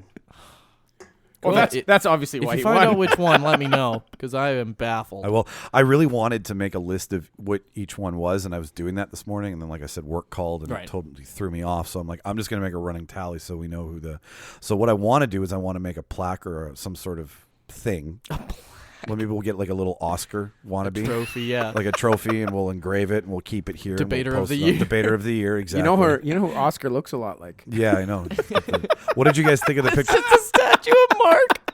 Remember the picture I put on this week of us? Because you guys left and I didn't do the photo, so I was like, we went and grabbed. That was awesome. Sean was like, well, we could still do it. I'm like, how are we going to do it? And she came up with the 3 stuffed animals. Let's be honest, that one animal looks just as much like me as I do. Oh, that's why I tagged them in the order. I think we should make the trophy look like Mark. Okay. In his honor. For yeah, winning whoever the first wins year. gets an Oscar made in their likeness. How much would that? Where would you even go to do that? Probably some. A small 3D printed version of themselves Yeah, that's in a good gold. idea. That's an easy way to do it. Well, I know the Millennium Library has a 3D printer. There we go. There we go. So we'll Debater of the year. debater of the. Oh, goodness. So. Oh, I like this. So yeah. So that's really it. I've had a blast with you guys doing this all year long. Oh, I'm happy I got to do it, man. Yeah, like so Happy on to record. be a cast member. Thank you very much for tackling this journey with me that started with I didn't get into school, let's start a podcast, and here we are with a year of episodes and a decent following. People and like it. People like it. My So- mom emailed us. Why can't the rest of you? When I saw that email, because like I go into the That must have email made you account. smile, though. It totally made me smile because everything in there is like all of the information from all of the apps we're signed up on and like all of the trending data, and then it was like blah blah blah. Your show is great. And I'm like, who is this? And I go in there and look, and I'm like, it's Jimmy's mom. That's the best. She's like, I will wear the T-shirt. I'm like, you better wear the T-shirt. Yes, it's So- coming next year, we're going to have some merch, some Yes. T-shirts. Merch will be available. We're going to do some online draws. I've been We're gonna sliding grow. business cards into pockets without people knowing. Yes. Yes. As more and more people figure out how to do the podcasts, they will find us. My parents are like, "How do you do podcast?" And once you show them, it's so simple. Yeah. They I just really don't send get the it. link. They That's think all I do. they think it's like this. You need this special app, and Like you have to sign up for things. Yeah, and no, it's everywhere. It's just I had people my own talking. age asking me what a podcast was like 2 years ago. Oh. So don't. It's not an age thing. It's just a people thing. Yeah. Now podcast, and we were talking about it, that Dr. Death. I think the numbers that, and I was trying to find them, but it was like 50 or 60 million downloads That's incredible. of it. And they say like the biggest like TV series are getting like, 11, 12 million Cable's viewers over, per, man. right? So podcasts are huge. Because we can do this anywhere, anytime. You can do it at work. What's not to love? Yeah. No, it's an amazing hobby. It's fun to do with you guys. It's what we love talking about. And it's media you can consume anywhere. You Exactly. don't need to Yeah. have a TV on. You can be You at don't the gym. You can be at Yeah. your desk at work. You can be in the car on the way home. Most important, email us, guys. We want to hear what you Yes. God, I'd love to get people in. Mom, I'm not talking How's to the you. Jimmy After Dark coming along? Yeah. Is that going to be a 2020 segment you want to do? That should be your horror segment. Jimmy After Dark. Hello. Good evening. Good evening. We'll get him a voice modifier and make you sound like Vincent Price. So thank you to Jimmy's mom for the first email on the show. We super Jimmy's mom appreciate- has got it going on. Yeah. Oh no, that's Stacy's mom. And I got to go. I think I'm off the show now. So we're going to take a little bit of a break. We'll be back first or second week of January. So everybody's going to go do their Christmas thing. So if you're new to the show and you want to follow us, you can follow us at Real Debaters on Instagram, Real Debaters on Twitter. The email address that we've been chatting about here is therealdebaters@gmail.com. That's REEL debaters@gmail.com. It's wordplay.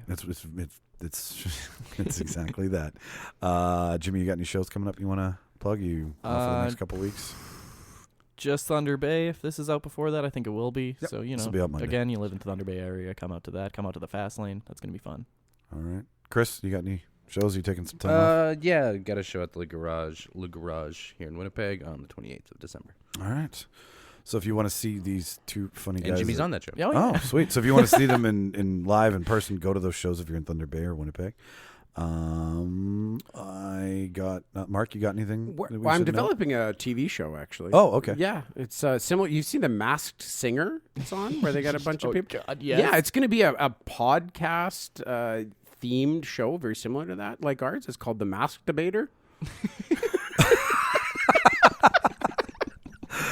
And yeah, it's in the works, so watch for it in 2027. At least you give yourself enough time to plan that shit out. Early Pushback. stages. To everybody who has listened to us this year, thank you so much for your support. We super appreciate it. We wouldn't be doing this without you. So like Jimmy said, like we all always say, send us an email about what you want to come out of us in 2020. We will strongly consider it. I've been Michael Petrow. Jimmy Skinner. Mark Cowell. And Chris Stanton. And we're gone. See you in 2020.